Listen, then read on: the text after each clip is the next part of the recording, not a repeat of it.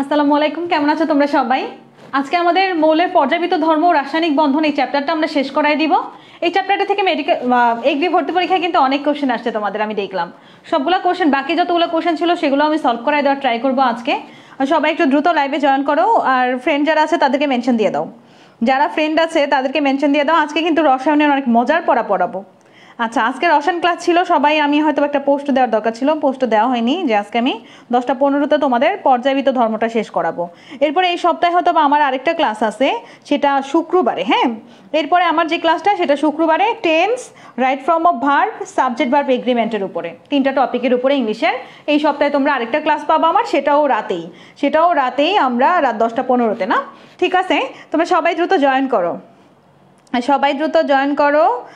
কে আমাদের ক্লাসগুলো তোমাদের কীরকম লাগছে জানাও তো। আমরা যে ক্লাসগুলো নিচ্ছি তোমাদের কীরকম লাগছে ফ্রেন্ডদেরকেও জানাইতে পারো। আমাদের কিন্তু প্রায় 8000-এর উপরে স্টুডেন্ট জয়েন করে গেছো তোমরা এই কোর্সে।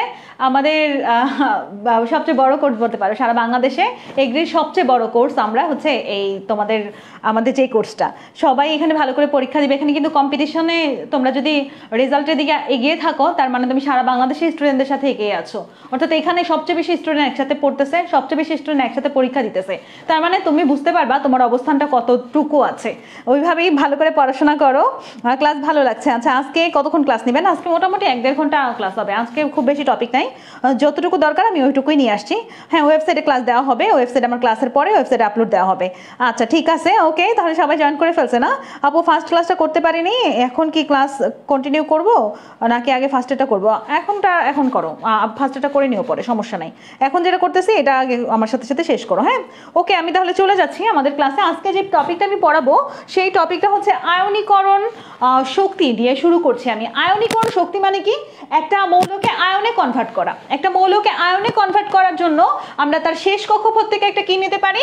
আমরা তার শেষ কক্ষপথ থেকে একটা কিন্তু ইলেকট্রন সরাতে পারি। শেষ কক্ষপথ থেকে একটা ইলেকট্রন সরিয়ে তাকে ধনাত্মক আয়নে পরিণত করতে যে পরিমাণ শক্তির প্রয়োজন হয় সেই শক্তিটাকেই বলা হয় আয়নীকরণ শক্তি। অর্থাৎ আয়নে কনভার্ট করতে যে পরিমাণ শক্তি দরকার সেটাই আয়নীকরণ শক্তি। আয়নে কনভার্ট করতে যে পরিমাণ শক্তি দরকার, এখানে দেখো কতগুলো মান দেওয়া আসছে, এখান থেকে একটা পরীক্ষা প্রশ্ন আসছে। গতদিন আমি সলভ করাইছি না তোমাদের? দেখো আমাদের সোডিয়ামের আয়নীকরণ শক্তি কত? 496 কিলোজুল পার মোল, সোডিয়ামের প্রথম আয়নীকরণ শক্তি এটা। পটাশিয়ামের কত? 419। গত বছর সোডিয়াম আসছে, মানে আগের বছর, তাহলে এবছর পটাশিয়াম দিতেই পারে। ম্যাগনেসিয়ামের প্রথম আয়নীকরণ শক্তির মান কত?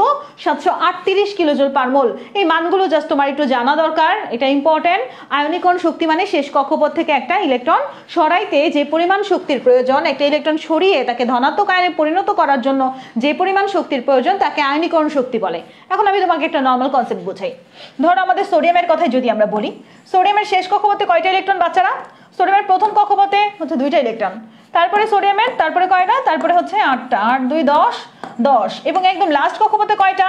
সোডিয়ামের 3 নম্বর কক্ষপথে ইলেকট্রন সংখ্যা কয়টা? সোডিয়ামের 3 নম্বর কক্ষপথে ইলেকট্রন সংখ্যা কয়টা? আচ্ছা, এফ ব্লক বাদ ছিল। এফ ব্লক যে ইলেকট্রন, এফ ব্লক সম্পর্কে খুব বেশি আইডিয়া রাখা দরকার নাই। শেষ ইলেকট্রনটা এফ ব্লকে গেলে এফ ব্লকভুক্ত মৌল বলা হয় এবং সেখানে আন্ত অবস্থান্তর মৌল থাকে। আন্ত অবস্থান্তর মৌলের সংখ্যা কয়টা জাস্ট এইটুকু জানলে এফ ব্লক পড়া হয়ে গেছে। এফ ব্লক নিয়ে খুব বেশি পড়তে হবে না। এখন আমি যেটা বলতেছি, 3 নম্বর কক্ষপথে একটা ইলেকট্রন সেন্টার থেকে মোটামুটি দূরে আছে। হ্যাঁ, আবার শেষ কক্ষপথে একটা ইলেকট্রন সরানো কি খুব বেশি সহজ হয়ে যাবে না? একটা ইলেকট্রন সরানো কিন্তু খুব বেশি সহজ হয়ে যাবে। শেষ কক্ষপথে একটা ইলেকট্রন সরিয়ে এটাকে আমরা কি করতে পারি? ধনাত্মক আয়নে পরিণত করতে পারি। এরপরে এমন যদি হয় যে এটা সোডিয়াম না হয়ে পটাশিয়াম হয়ে গেছে, ধরো পটাশিয়াম হয়ে গেছে, পটাশিয়াম হয়ে গেলে শেষ কক্ষপথে একটা ইলেকট্রন আছে পটাশিয়ামেরও। দেখো তো কার দূরত্বটা বেশি? সোডিয়ামের দূরত্ব বেশি না পটাশিয়ামের দূরত্ব বেশি? সেন্টার কর্তৃক শেষ কক্ষপথের ইলেকট্রনের সাথে সোডিয়ামের দূরত্ব বেশি না পটাশিয়ামের দূরত্ব বেশি? বলো তো বাচ্চারা, সোডিয়ামের চাইতে পটাশিয়ামের দূরত্ব বেশি না? যদি শেষ কক্ষপথের ইলেকট্রনের সাথে সেন্টারের দূরত্ব বেশি হয় তাহলে শেষ কক্ষপথ থেকে একটা ইলেকট্রন সরানো সহজ হয়। তোমাদের আমি গতদিন বলেছিলাম, যাকে ভালোবাসবা তাকে কি করবা? কাছে কাছে রাখবা। যদি দূরে চলে যায় তাহলে তাকে কিন্তু অন্য একজন সো মেরে নিয়ে যাবে, একদম সরায় নিয়ে যাবে তোমার কাছ থেকে। তাই যাকে ভালোবাসবা তাকে কাছে কাছে রাখবা। কাছে কাছে রাখলে সরানো কঠিন হয়ে যায়। দ্যাট মিনস যদি সেন্টার কর্তৃক দূরত্ব কম হয় তাহলে ইলেকট্রন সরানো একটু কঠিন হয়, কিন্তু সেন্টার কর্তৃক দূরত্ব যদি বেশি হয়ে যায় তাহলে খুব সহজেই সরাই ফেলা যায়। এর জন্য আমরা দেখতে পাচ্ছি আমাদের সোডিয়ামের প্রথম আয়নীকরণ শক্তির মান 496 কিলোজুল, কিন্তু পটাশিয়ামের ক্ষেত্রে সেটা 419 হয়ে গেছে। পটাশিয়ামের ক্ষেত্রে সেটা কত হয়ে গেছিল বলো তো? পটাশিয়ামের ক্ষেত্রে কিন্তু সেটা 419 হয়ে গেছে। কেন কমছে? কারণ শেষ কক্ষপথের ইলেকট্রনটা বেশি দূরে চলে গেছে। শেষ কক্ষপথের ইলেকট্রনটা কি হয়েছে, বেশি দূরে চলে গেছে। ওকে, এখান থেকে আমরা আর কিছু দেখবো না, আমরা পরবর্তী পেজে চলে যাই। আমাদের আয়নীকরণ শক্তি নিয়ে এইটুকু জানলে এনাফ। এরপরে এখানে আরো কিছু কথাবার্তা বলা আছে। পরমাণুর আকার বৃদ্ধিতে আয়নীকরণ শক্তি হ্রাস পায়, এটা বললামই আমি। আকার বৃদ্ধিতে কেন হ্রাস পায়, কারণ সেন্টার কর্তৃক দূরত্ব বেড়ে যায়, সেন্টার কর্তৃক দূরত্ব বেড়ে গেলে ইলেকট্রন সরানো সহজ হয়। এরপর আমরা দেখতে পাচ্ছি উপশক্তি স্তরের বৃদ্ধিতে, উপশক্তি স্তর বৃদ্ধিতে হলো আর হচ্ছে তোমার সুস্থিত অবস্থার ক্ষেত্রে হয়। জাস্ট আমাদের প্রথমটা মনে রাখলে হয়েছে, তোমাদের এত বেশি কঠিন কিছু এখান থেকে আসে নাই। এই যেগুলো একটু মনে রেখো, কার আয়নীকরণ শক্তির মান কত, প্রত্যেকটা একদম গ্রুপ 1 এর মূল lithium, sodium, potassium, rubidium, caesium, যে কোনো একটা পরীক্ষায় চলে আসতে পারে। একবার আসছিল সোডিয়াম, এরপরে আসতে পারে পটাশিয়াম। তাই এই মানগুলো একবার একটু মুখস্থ করতে পারলে ভালো। এখান থেকে আমরা আর কিছু দেখবো না। ইলেকট্রন আসক্তি, আয়নীকরণ শক্তি ক্রিয়ার না বাচ্চারা, আয়নীকরণ শক্তি ক্রিয়ার। এখন আমরা কি পড়বো, এখন আমরা পড়বো ইলেকট্রন আসক্তি। ইলেকট্রন আসক্তি মানে কি, ইলেকট্রন নেওয়ার প্রতি চিন্তা, তাই না? আর আয়নীকরণ শক্তিতে ইলেকট্রন দান করা। তাহলে এখানে যদি ইলেকট্রন গৃহীত হয়, ইলেকট্রন গৃহীত হলে শক্তিটা নির্গত হবে। ইলেকট্রন গৃহীত হলে শক্তিটা কি হবে, নির্গত হবে। আর এই জায়গাতে আমাদের ধনাত্মক চার্জ না হয়ে কি চার্জ হয়ে যাবে, ঋণাত্মক চার্জ হয়ে যাবে। তাহলে ইলেকট্রন আসক্তির ক্ষেত্রে আমাদের কি হবে বলো তো, ইলেকট্রন আসক্তির ক্ষেত্রে কিন্তু আমাদের ঋণাত্মক চার্জ আলা মৌল পাবো আমরা। এখান থেকে ইম্পর্টেন্ট কোশ্চেন আসছিল একবার, যে ক্লোরিনের ইলেকট্রন আসক্তির মান কত, ক্লোরিনের ইলেকট্রন আসক্তির মান -349। ক্লোরিনের ইলেকট্রন আসক্তির মান -349 কিলোজুল পার মোল, আর ফ্লোরিনের ইলেকট্রন আসক্তির মান -328 কিলোজুল পার মোল। দেখো ফ্লোরিন আর ক্লোরিনের মধ্যে কার ইলেকট্রন আসক্তির মান বেশি বাচ্চারা, ফ্লোরিন আর ক্লোরিনের মধ্যে কার ইলেকট্রন আসক্তির মান বেশি? এটা কিন্তু গতদিন আমরা একটা সিকোয়েন্স পড়ছিলাম ইলেকট্রন আসক্তির, ক্লোরিন, ফ্লোরিন, ব্রোমিন, আয়োডিন, মনে আছে না? ক্লোরিনটা আগে গেছে, ইলেকট্রন আসক্তির ক্ষেত্রে ক্লোরিনটা আগে থাকবে। ইলেকট্রন আসক্তির ক্ষেত্রে কি হবে বলো তো, ইলেকট্রন আসক্তির ক্ষেত্রে ক্লোরিনটা আগে থাকবে। কারণ এটার কনসেপ্ট যদি বুঝাইতে যাই, বোঝানো যায় কনসেপ্ট, সমস্যা নাই, চলো একটু বুঝাই। আমাদের ফ্লোরিনের আকার হচ্ছে ছোট, ফ্লোরিনের আকারটা ছোট, ফ্লোরিনের আকার ছোট। শেষ কক্ষপথে কয়টা ইলেকট্রন থাকতে পারে ফ্লোরিনের বলো তো, 2 নম্বর কক্ষপথে। ফ্লোরিনের আকারটা ছোট, ফ্লোরিনেরও 2 নম্বর কক্ষপথে ইলেকট্রন থাকতে পারে কয়টা, ফ্লোরিনের 2 নম্বর কক্ষপথে ইলেকট্রন থাকতে পারে 8টা, ইলেকট্রন 8টা থাকতে পারে, 1টা 2টা 3টা 4টা 5টা 6টা 7টা, এবং এখানে একটা জায়গা খালি আছে, তাই না? ফ্লোরিনের একটা জায়গা কিন্তু খালি আছে, একটা ইলেকট্রন সে নিতে পারে। ওকে, ক্লোরিনও কি করতে পারে, ক্লোরিনের শেষ কক্ষপথে ইলেকট্রন থাকবে কয়টা, ক্লোরিনের শেষ কক্ষপথে ইলেকট্রন থাকতে পারবে 8টা। এই জায়গা একটা খালি আছে জায়গা, এই জায়গাটা খালি আছে, এই জায়গাটাতে একটা ইলেকট্রন থাকতে পারবে। এখন ফ্লোরিনও ইলেকট্রন গ্রহণ করতে পারবে, ক্লোরিনও ইলেকট্রন গ্রহণ করতে পারবে, কিন্তু ফ্লোরিনের ঘরটা ছোট, ক্লোরিনের ঘরটা বড়। ধরো একটা রুমের ভিতরে 8 জনের জায়গা হয়, হ্যাঁ তোমরা হোস্টেলে থাকো, একটা রুমের ভিতরে 8 জনের জায়গা হয়, কিন্তু 7 জন আসো, আরেকজনকে নিতে পারবা, সমস্যা নাই, নেওয়া যাবে, কিন্তু তোমাদের ঘরটা একটু ছোট। আরেকটা রুম বড়, সেখানেও 8 জন থাকতে পারে, কিন্তু রুমটা একটু বড়। তাহলে তুলনামূলকভাবে কোন জায়গায় ইলেকট্রন নেওয়ার সম্ভাবনা বেশি বলো তো, যেটার আকার একটু বড়, সেখানে একটু স্বাচ্ছন্দ্যে থাকতে পারবে, একটু ইজি থাকতে পারবে। এর জন্য সেক্ষেত্রে আমরা দেখতেছি যে আমাদের ফ্লোরিনের আকার ছোট বলে ইলেকট্রন নিতে পারবে, কিন্তু আসক্তি তুলনামূলক ক্লোরিনের চাইতে কম। কেন কম? কারণ ক্লোরিনের আকার বড়। মেন কথা কি বলো তো, মেন কথাই হচ্ছে ক্লোরিনের আকার বড়, ক্লোরিনের আকার বড়, ঠিক আছে? আচ্ছা, কি সমস্যা, দাগানো পিডিএফ তো দেওয়া হয়, এখানে যতটুকু দাগাইছি দাগানোটাও দেওয়া হয়, তোমরা চাইলে দাগানো ছাড়াটাও নিতে পারবা। তোমরা যদি চাও যে দাগানো ছাড়াটা দিতে, ওটাও আমি দিতে পারবো, সমস্যা নাই, পিডিএফ তো আমার কাছে করাই থাকে। তাহলে এইটুকু আমরা ক্লিয়ার, এখান থেকে আর কিছু না। এবার আসো আমরা একটা দারুণ জিনিস বুঝবো, সেটা হচ্ছে তড়িৎ ঋণাত্মকতা। তড়িৎ ঋণাত্মকতার মান গতদিন মুখস্থ করছো। আয়নীকরণ শক্তি, ইলেকট্রন আসক্তি, তড়িৎ ঋণাত্মকতা, এই 3টা টপিক থেকে যে কোনো একটা টপিক থেকে প্রতি বছরই কোশ্চেন আসে। তড়িৎ ঋণাত্মকতা বলতে আমরা আসলে কি বুঝি সেটা আমি তোমাদের একটু বোঝাবো। তড়িৎ ঋণাত্মকতা জানতে হলে আমাদের তড়িৎ ঋণাত্মকতার মানটা একটু জানতে হবে। আচ্ছা যাই হোক, এখানে আমরা দেখতে পাচ্ছি আমাদের পানিতে আমাদের 2টা পরমাণু, তাই না? এই পানিতে কোন ধরনের বন্ধন বিদ্যমান? সমযোজী বন্ধন বিদ্যমান। সমযোজী যৌগের অণুতে 2টি ভিন্ন মৌলের পরমাণুর মধ্যে, দেখো 2টা ভিন্ন মৌল, একটা হাইড্রোজেন আর একটা অক্সিজেন, 2টা ভিন্ন মৌলের পরমাণুর মধ্যে শেয়ারকৃত বন্ধন ইলেকট্রন যুগলকে যদি একটি পরমাণু নিচের দিকে বেশি আকর্ষণ করে, তাহলে সেই আকর্ষণ করার ক্ষমতাকে বলা হয় তড়িৎ ঋণাত্মকতা। কিছু ঢুকছে মাথায়? ঢুকে নাই, বুঝছি আমি। চলো আমরা একটু দেখি আর একটু ভালো করে। এখানে যদি আমি একটা পানির অণু আঁকি, ধরো একটা পানির অণু আঁকি, পানির অণুর সাথে আমি কি দিচ্ছি, পানির অণুতে এখানে 2টা হাইড্রোজেন দিচ্ছি, এটাই পানি, তাই না? আচ্ছা, এখন এই অক্সিজেন একটা পরমাণু শেয়ার করবে, হাইড্রোজেনও একটা পরমাণু শেয়ার করবে, এখানেও অক্সিজেন একটা পরমাণু শেয়ার করবে, হাইড্রোজেন একটা পরমাণু শেয়ার করবে। তাহলে শেয়ারিং এর মাধ্যমে কি তৈরি করলো? শেয়ারিং এর মাধ্যমে একটা যৌগ তৈরি করলো। এই যৌগটা কি ধরনের যৌগ? এই যৌগটা হচ্ছে একটা সমযোজী যৌগ। ওকে, সমযোজী যৌগে শেয়ারকৃত বন্ধন ইলেকট্রন যুগল, এই যে এই যৌগলটাকে বন্ধন যুগল বলা হয়, বন্ধনে অংশগ্রহণ করেছে। এই বন্ধন ইলেকট্রন যুগলের প্রতি অধিকার কার কার বলো তো? দুইজনের অধিকার থাকার কথা না? হাইড্রোজেনও তো একটা দিছে, অক্সিজেনও তো একটা দিছে, দুইজনেরই অধিকার থাকার কথা না? দুইজনের অধিকার থাকার কথা। কিন্তু এই অক্সিজেন বেটার তড়িৎনাত্মকতার মানটা বেশি, হাইড্রোজেনের চাইতে অক্সিজেনের তড়িৎনাত্মকতার মান বেশি, ক্ষমতা বেশি, নেগেটিভ পাওয়ার বেশি। ধরো এটা গ্রামের মুরব্বী, গ্রামের মাতবর, আর এরা হচ্ছে গরিব চাষি, এরকম ব্যাপারটা। তো গ্রামের মাতবরের সাথে শেয়ারে গেছে, এখান থেকে এক জোড়া ইলেকট্রনকে অক্সিজেন তার একটা নেগেটিভ ক্ষমতা বলে, একটা নেগেটিভ পাওয়ার বলে নিজের দিকে টেনে নিচ্ছে। যেই নেগেটিভ ক্ষমতা বলে নিজের দিকে টেনে নিচ্ছে, এই নেগেটিভ ক্ষমতাকে বলা হয় তড়িৎ ঋণাত্মকতা। এই নেগেটিভ ক্ষমতাকে কি বলা হয় বলো তো বাচ্চারা? এই নেগেটিভ ক্ষমতাকে বলা হয় তড়িৎ ঋণাত্মকতা। তাহলে কোনো ভণ্ড বা ক্ষমতাশালী কারোর সাথে বিজনেসে যাওয়া যাবে না, বুঝছো বাচ্চারা? গেলে কিন্তু তুমি যা দিছো এটা তো নিব, ও যা দিছে দুজনে শেয়ার করার জিনিস সব নিজেই নিয়ে নিবে। দেখো এই যে অক্সিজেন হচ্ছে একটা ভণ্ড, ওরা হচ্ছে দুর্বল মানুষ, ওরা শেয়ার করছিল বিজনেসে, শেয়ার করার পরে সব কিছু অক্সিজেন নিজে একাই টেনে নিয়ে গেছে, বুঝছো? তাহলে এরকম অক্সিজেনের মতো মানুষজন আমরা অ্যাভয়েড করবো, তাই না? দেখো আমাদের 3.5 ওর তড়িৎনাত্মকতার মান শেয়ারকৃত ইলেকট্রন যুগলকে নিজের দিকে টেনে নিয়ে যাচ্ছে, একদম তাই না? নিজের দিকে টেনে নিয়ে যাচ্ছে। এই যে নেগেটিভ ক্ষমতা বলে নিজের দিকে টেনে নিল, এটাকেই বলা হয় তড়িৎনাত্মকতা। আর নিয়ে গেল এই ক্ষেত্রে কিন্তু আমাদের ওর থেকে নিচে, দ্যাট মিনস আমাদের হাইড্রোজেন হচ্ছে পজিটিভ পোল, হাইড্রোজেনের পজিটিভ পোল যেমনি হোক হাইড্রোজেনের কাছ থেকে নিচে, তাই না? হাইড্রোজেন দিছে যেমনি হোক, দান করছে বা যাই করছে, দান তো না, জোর করে নিছে।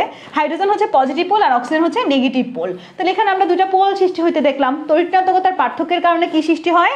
তড়িৎনাত্মকতার পার্থক্যের কারণে কিন্তু দুইটা পোল সৃষ্টি হয়েছে আমাদের। আর এখানে তাহলে সংজ্ঞাটা এখন আমরা বুঝবো না? কোনো সমযোজী যৌগে শেয়ারকৃত ইলেকট্রন যুগল, সমযোজী যৌগের বন্ধনে শেয়ারকৃত ইলেকট্রন যুগলকে একটি পরমাণু যদি কোনো নেগেটিভ ক্ষমতা বলে নিজের দিকে টেনে নেয় বা কোনো ক্ষমতা বলে নিজের দিকে টেনে নেয়, যেই ক্ষমতা বলে টেনে নেয় সেই ক্ষমতাকে বলা হয় তড়িৎ ঋণাত্মকতা। দেখো তো বাচ্চারা, তড়িৎ ঋণাত্মকতা আজকের পর থেকে কি সমস্যা হবে কোনো? তড়িৎ ঋণাত্মকতাকে আমরা বুঝছি, আশা করি তড়িৎ ঋণাত্মকতা কিন্তু আমরা বুঝতে পারছি। তাহলে এখান থেকে আমাদের আর তেমন কিছু নাই। এই জায়গায় একটা ব্যাপার আমি কিন্তু দেখাই তোমাকে, তড়িৎ ঋণাত্মকতার পার্থক্যের উপর ডিপেন্ড করে কিছু যৌগর ব্যাপার স্যাপার আছে, তোমরা আমার সাথে সাথে লিখবা। তড়িৎ ঋণাত্মকতার পার্থক্য যদি শূন্য হয়, তড়িৎনাত্মকতার পার্থক্য যদি শূন্য হয় তাহলে সেটাকে বলা হয় বিশুদ্ধ সমযোজী। এটা একটু পড়ো, আমি এখন যেটা বোঝাচ্ছি একটু মন দিয়ে পড়ো। এটার সাথে ডাইপোল মোমেন্টের একটা ব্যাপার আছে, কোশ্চেন আসছে তোমাদের, ডাইপোল মোমেন্টের একটা সম্পর্ক আছে। হ্যাঁ, তো আপাতত আমরা এটা একটু দেখবো। তড়িৎনাত্মকতার পার্থক্য যদি শূন্য হয় তাহলে সেটা কিরকম সমযোজী? বিশুদ্ধ সমযোজী। তড়িৎনাত্মকতার পার্থক্যের মান যদি 0.1 থেকে 0.4 হয় তাহলে সেটা কিরকম? সেটা শুধু সমযোজী, সেটা শুধু সমযোজী। আর তড়িৎনাত্মকতার পার্থক্যের মান যদি 0.5 থেকে 1.9 হয় তাহলে সেটা কিরকম সমযোজী বাচ্চারা? সেটা হচ্ছে পোলার সমযোজী। আর তড়িৎনাত্মকতার পার্থক্যের মান যদি 1.9 এর বেশি হয় তাহলে সেটা কিরকম বাচ্চারা? সেটা হচ্ছে আয়নিক। সেটা কি? সেটা হচ্ছে আয়নিক। তাহলে আমরা কি দেখতে পাচ্ছি? তড়িৎনাত্মকতার পার্থক্য যদি শূন্য হয় বিশুদ্ধ সমযোজী, তড়িৎনাত্মকতার পার্থক্যের মান যদি 0.1 থেকে 0.4 এর ভিতরে হয় তাহলে সমযোজী, তড়িৎনাত্মকতার পার্থক্যের মান যদি 0.5 থেকে 1.9 এর মধ্যে হয় তাহলে পোলার সমযোজী, তড়িৎনাত্মকতার পার্থক্যের মান যদি 1.9 এর চেয়ে বেশি হয় তাহলে সেটা আয়নিক। এইটুকু মাথায় থাকবে না? এইটুকু কিন্তু আমাদের মাথায় রাখা লাগবে, এটা কিন্তু হিউজ ইম্পর্টেন্ট একটা তথ্য। আর আমাদের তড়িৎনাত্মকতার পার্থক্যের মান কখন শূন্য হয় বলো তো? তড়িৎনাত্মকতার পার্থক্যের মান আমি যদি বলি ক্লোরিন অণু, হাইড্রোজেন অণু, অক্সিজেন অণু, তাহলে ব্যাপারটা কি হয় দেখো? ক্লোরিনের জন্য মান হচ্ছে 3, একটা ক্লোরিন দুইটা ক্লোরিন একসাথে যুক্ত 3, বিয়োগ করলে কত হয়? 0। তাহলে এটা তড়িৎনাত্মকতার পার্থক্যের মান 0। এইটা আবার হচ্ছে হাইড্রোজেনের ক্ষেত্রে কি হয় দেখো? হাইড্রোজেনের 2.1 মাইনাস 2.1 মান আসে কত? 0। তারপরে অক্সিজেন 3.5 মাইনাস 3.5 মান আসে কত? 0। এই যে এরকম যেগুলো আছে যাদের তড়িৎনাত্মকতার পার্থক্যের মান 0 আসে তারা কিন্তু বিশুদ্ধ সমযোজী। আর যারা বিশুদ্ধ সমযোজী তারা কি পোলার না নন পোলার? একটু কমেন্ট করতে হবে বাচ্চারা, এটা অনেক ইম্পর্টেন্ট একটা কথা বলতেছি। যারা বিশুদ্ধ সমযোজী বা যারা সমযোজী তারা কি পোলার হয় না নন পোলার হয়? যারা সমযোজী বা বিশুদ্ধ সমযোজী তারা কিন্তু নন পোলার হয়, তাই না? আর তড়িৎনাত্মকতার পার্থক্যের মান যদি এমন 0 আসে তার কিন্তু ডাইপোল মোমেন্টের মানও 0 হয়। তার ডাইপোল মোমেন্টের মানটাও কি হয় বলো তো বাচ্চারা? তার কিন্তু ডাইপোল মোমেন্টের মানটাও 0 হয়। এটা ক্লিয়ার আমরা সবাই? তার ডাইপোল মোমেন্টের মানটাও কিন্তু শূন্য হবে, অর্থাৎ নন পোলার যারা তাদের ডাইপোল মোমেন্টের মান শূন্য। এটা একটু মাথায় রেখো, পোলারদের ক্ষেত্রে ডাইপোল মোমেন্ট মিউর মান থাকে, কিন্তু নন পোলার যারা তাদের ডাইপোল মোমেন্টের মান শূন্য হয়, নন পোলার যারা তাদের ডাইপোল মোমেন্টের মান শূন্য হয়, এই কথাটা একবার মাথার ভিতরে সেট করে ফেলো তো। নন পোলার যারা তাদের ডাইপোল মোমেন্টের মান কিন্তু আমরা শূন্য পাই, পোলারদের ক্ষেত্রে ডাইপোল মোমেন্টের মান পাই। তবে এরকম যাদের একদম তড়িৎনাদকতার পার্থক্য শূন্য আসে তাদের ডাইপোল মোমেন্টও শূন্যই পাই আমরা। ওকে, ঠিক আছে, এখান থেকে আর কিছু দেখবো না, এগুলো আমাদের ক্লিয়ার হয়ে গেছে। এই জায়গাতে আমরা থাকতেছি না, আমরা নিচের দিকে যাচ্ছি। সমযোজী বন্ধন তোমরা জানো যে শেয়ার হয়, ইলেকট্রন যুগল শেয়ার হয়। এখন এখানে একটা কথা আছে, বন্ড পেয়ার ইলেকট্রন আর lone pair electron. Bond pair ইলেকট্রনকে আমরা বিপি বলি, লোন পেয়ার ইলেকট্রনকে আমরা এলপি বলি, তাই না? বন্ড পেয়ার ইলেকট্রনকে আমরা বিপি বলি, লোন পেয়ার ইলেকট্রনকে আমরা এলপি বলি। ওকে, আমি যদি তোমাদের অ্যামোনিয়ার কথা বলি, NH3 নাইট্রোজেন, নাইট্রোজেনের শেষ কক্ষপথে কয়টা ইলেকট্রন বাচ্চারা? নাইট্রোজেনের শেষ কক্ষপথে কয়টা ইলেকট্রন একটু বলতে হবে আমাকে। নাইট্রোজেনের শেষ কক্ষপথে কয়টা ইলেকট্রন? নাইট্রোজেনের শেষ কক্ষপথে কয়টা ইলেকট্রন? আপু ভালোভাবে বুঝো নাই? আচ্ছা, কোনটা বোঝনি যে শূন্য কিভাবে আসলো? ওকে, আমাদের ক্লোরিন Cl2, ক্লোরিন, তারপরে হচ্ছে আমাদের অক্সিজেন O2, এরা কি অণু না? অণু, তাই না? দুইটা পরমাণু একসাথে যুক্ত হয়েছে, অণু। এখন আমি যদি বলি এটার তড়িৎনাত্মকতার পার্থক্যের মান কত, তাহলে তুমি দুইটারই তড়িৎনাত্মকতার পার্থক্যের মান লিখবা। তুমি কি জানো ক্লোরিনের তড়িৎনাত্মকতার মান কত? ক্লোরিনের তড়িৎনাত্মকতার মান 3 না? 3। যদি একটা ক্লোরিনের মান 3 হয় তাহলে আরেকটা ক্লোরিনের মান কি হবে? 3 হবে না? 3 হবে। তাহলে তাদের আসলে আলটিমেটলি তড়িৎনাত্মকতার পার্থক্যের মান কত আসলো? শূন্য আসলো না? শূন্য আসলো। এরকম শূন্য যারা তারা বিশুদ্ধ সমযোজী। এটা অক্সিজেনের ক্ষেত্রে হতে পারে, এটা নাইট্রোজেনের ক্ষেত্রে হতে পারে, এটা আয়োডিনের ক্ষেত্রে হতে পারে, এটা ব্রোমিনের ক্ষেত্রে হতে পারে। বাস এইটুকু জাস্ট, হ্যাঁ, আর কিছু না। এইটুকু বুঝছি না আমরা? ওকে, সুমাইয়া দেখো এখন বুঝছো কিনা। আমি এখন যেটা বোঝাচ্ছি একটু মন দিয়ে বুঝতে হবে। এটা হচ্ছে বিপি আর এলপি। লোন পেয়ার ইলেকট্রন বলতে আমরা কি বুঝি আর বন্ড পেয়ার ইলেকট্রন বলতে আমরা কি বুঝি? ছোটবেলা থেকেই পড়েছি আমরা, তারপরে দেখাচ্ছি। এটা আমাদের নাইট্রোজেন। নাইট্রোজেনের শেষ কক্ষপথে কয়টা ইলেকট্রন থাকে? আচ্ছা, রেড কালার নিতেছি। নাইট্রোজেনের শেষ কক্ষপথে কয়টা ইলেকট্রন থাকে বলো তো? নাইট্রোজেনের শেষ কক্ষপথে 5টা ইলেকট্রন থাকে। আমরা এটার সাথে একটা কি যুক্ত করতেছি? আমরা এটার সাথে কিন্তু একটা করে হাইড্রোজেন যুক্ত করতেছি, একটা করে হাইড্রোজেন যুক্ত করতেছি। আর হাইড্রোজেন তো এমনিও যুক্ত হবে না, একটা করে ইলেকট্রন দিয়েই যুক্ত হবে। তো এখন অ্যামোনিয়ার ক্ষেত্রে বন্ধন যুগল ইলেকট্রন কয়টা পাইলাম? 1 জোড়া, 2 জোড়া, 3 জোড়া। অ্যামোনিয়ার ক্ষেত্রে বিপি কয়টা পেয়েছো বাচ্চারা? অ্যামোনিয়ার ক্ষেত্রে বিপি তুমি কয়টা পেলা? কমেন্ট করে জানাও। অ্যামোনিয়ার ক্ষেত্রে বিপি তুমি কয়টা পেলা? কমেন্ট করে জানাও। ক্লাস আটকাচ্ছে। অ্যামোনিয়ার ক্ষেত্রে বিপি তুমি কয়টা পেলা জানাও তো। অ্যামোনিয়ার ক্ষেত্রে বিপি তুমি পাইলা 3 জোড়া। এলপি লোন পেয়ার, দেখো এই যে এই পেয়ারটা কিন্তু কারোর সাথে যুক্ত হয় নাই, এই পেয়ারটা কারোর সাথে যুক্ত হয় নাই, ওইটা হচ্ছে লোন পেয়ার। এই পেয়ারটা কারোর সাথে যুক্ত হয় নাই, ওইটা হচ্ছে লোন পেয়ার। লোন পেয়ারের সংখ্যা কয়টা বলো তো? এলপির সংখ্যা কয়টা? এলপির সংখ্যা হচ্ছে 1 জোড়া। তাহলে অ্যামোনিয়ার ক্ষেত্রে বিপি কয়টা, এলপি কয়টা? দ্রুত বলো। অ্যামোনিয়ার ক্ষেত্রে আচ্ছা কোনো সমস্যা হচ্ছে ওদের? ওরা বলতেছে সমস্যা। কি সমস্যা হচ্ছে বলো তো? আটকাচ্ছে সবার? কি সমস্যা? হ্যাঁ, আমাদের এখানে তো কোনো সমস্যা দেখা দিচ্ছে না, তোমাদের এখানে সমস্যা? ওকে, সমস্যা নাই। জানাও তো আমাকে, একটু ব্লার লাগতেছে বলে ওদের নেটে সমস্যা। আচ্ছা, আমাদের এখানে ক্লিয়ার দেখাচ্ছে, সবাই একটু জানাও তো আমাকে।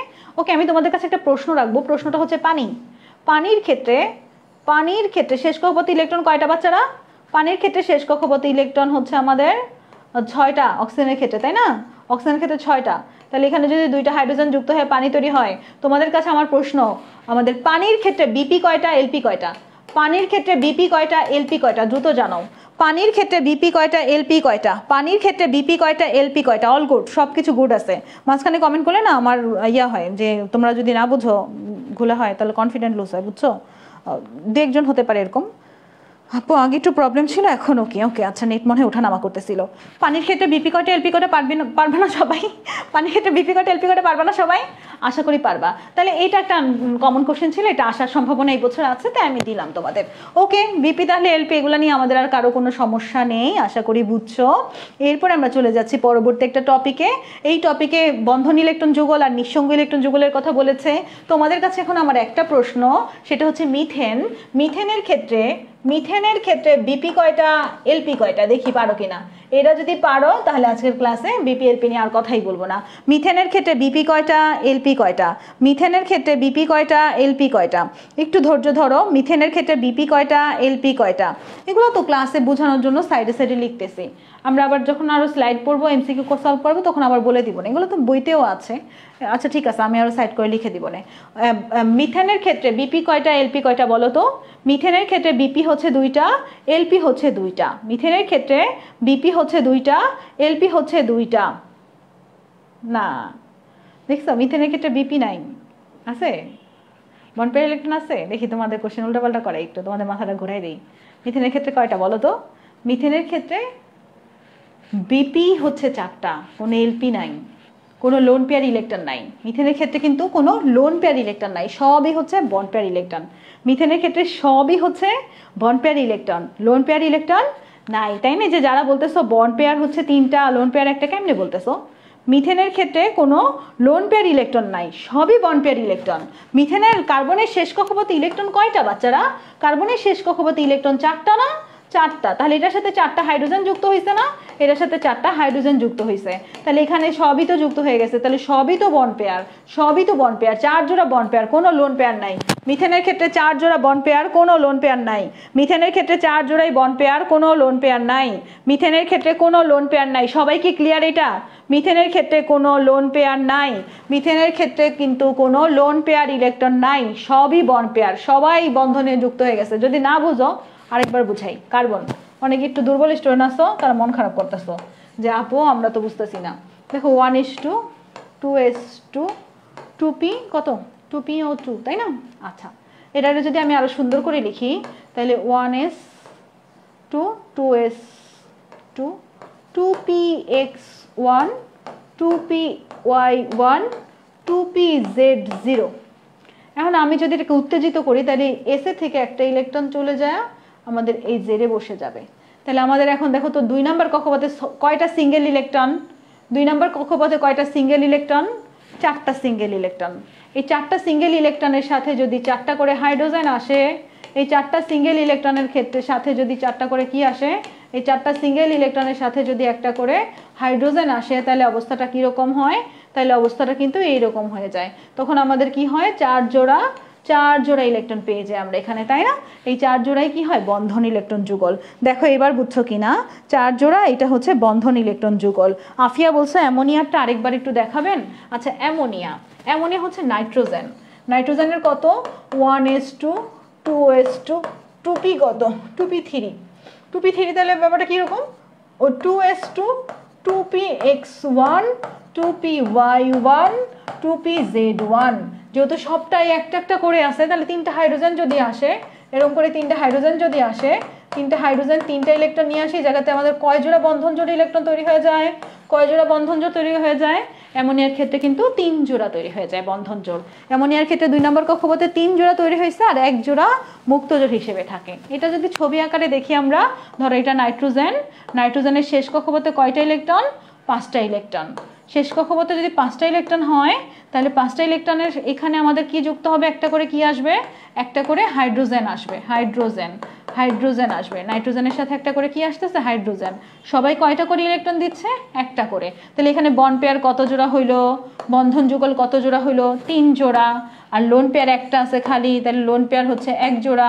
দেখো তো বুঝছো কিনা, এটা একদমই সহজ না, একদমই সহজ। দেখছো বুঝছো এটা বুঝছো কিনা, লন পেয়ার বন্ড পেয়ার বুঝছো কিনা একটু বলো তো, লন পেয়ার বন্ড পেয়ারটা বুঝছো কিনা।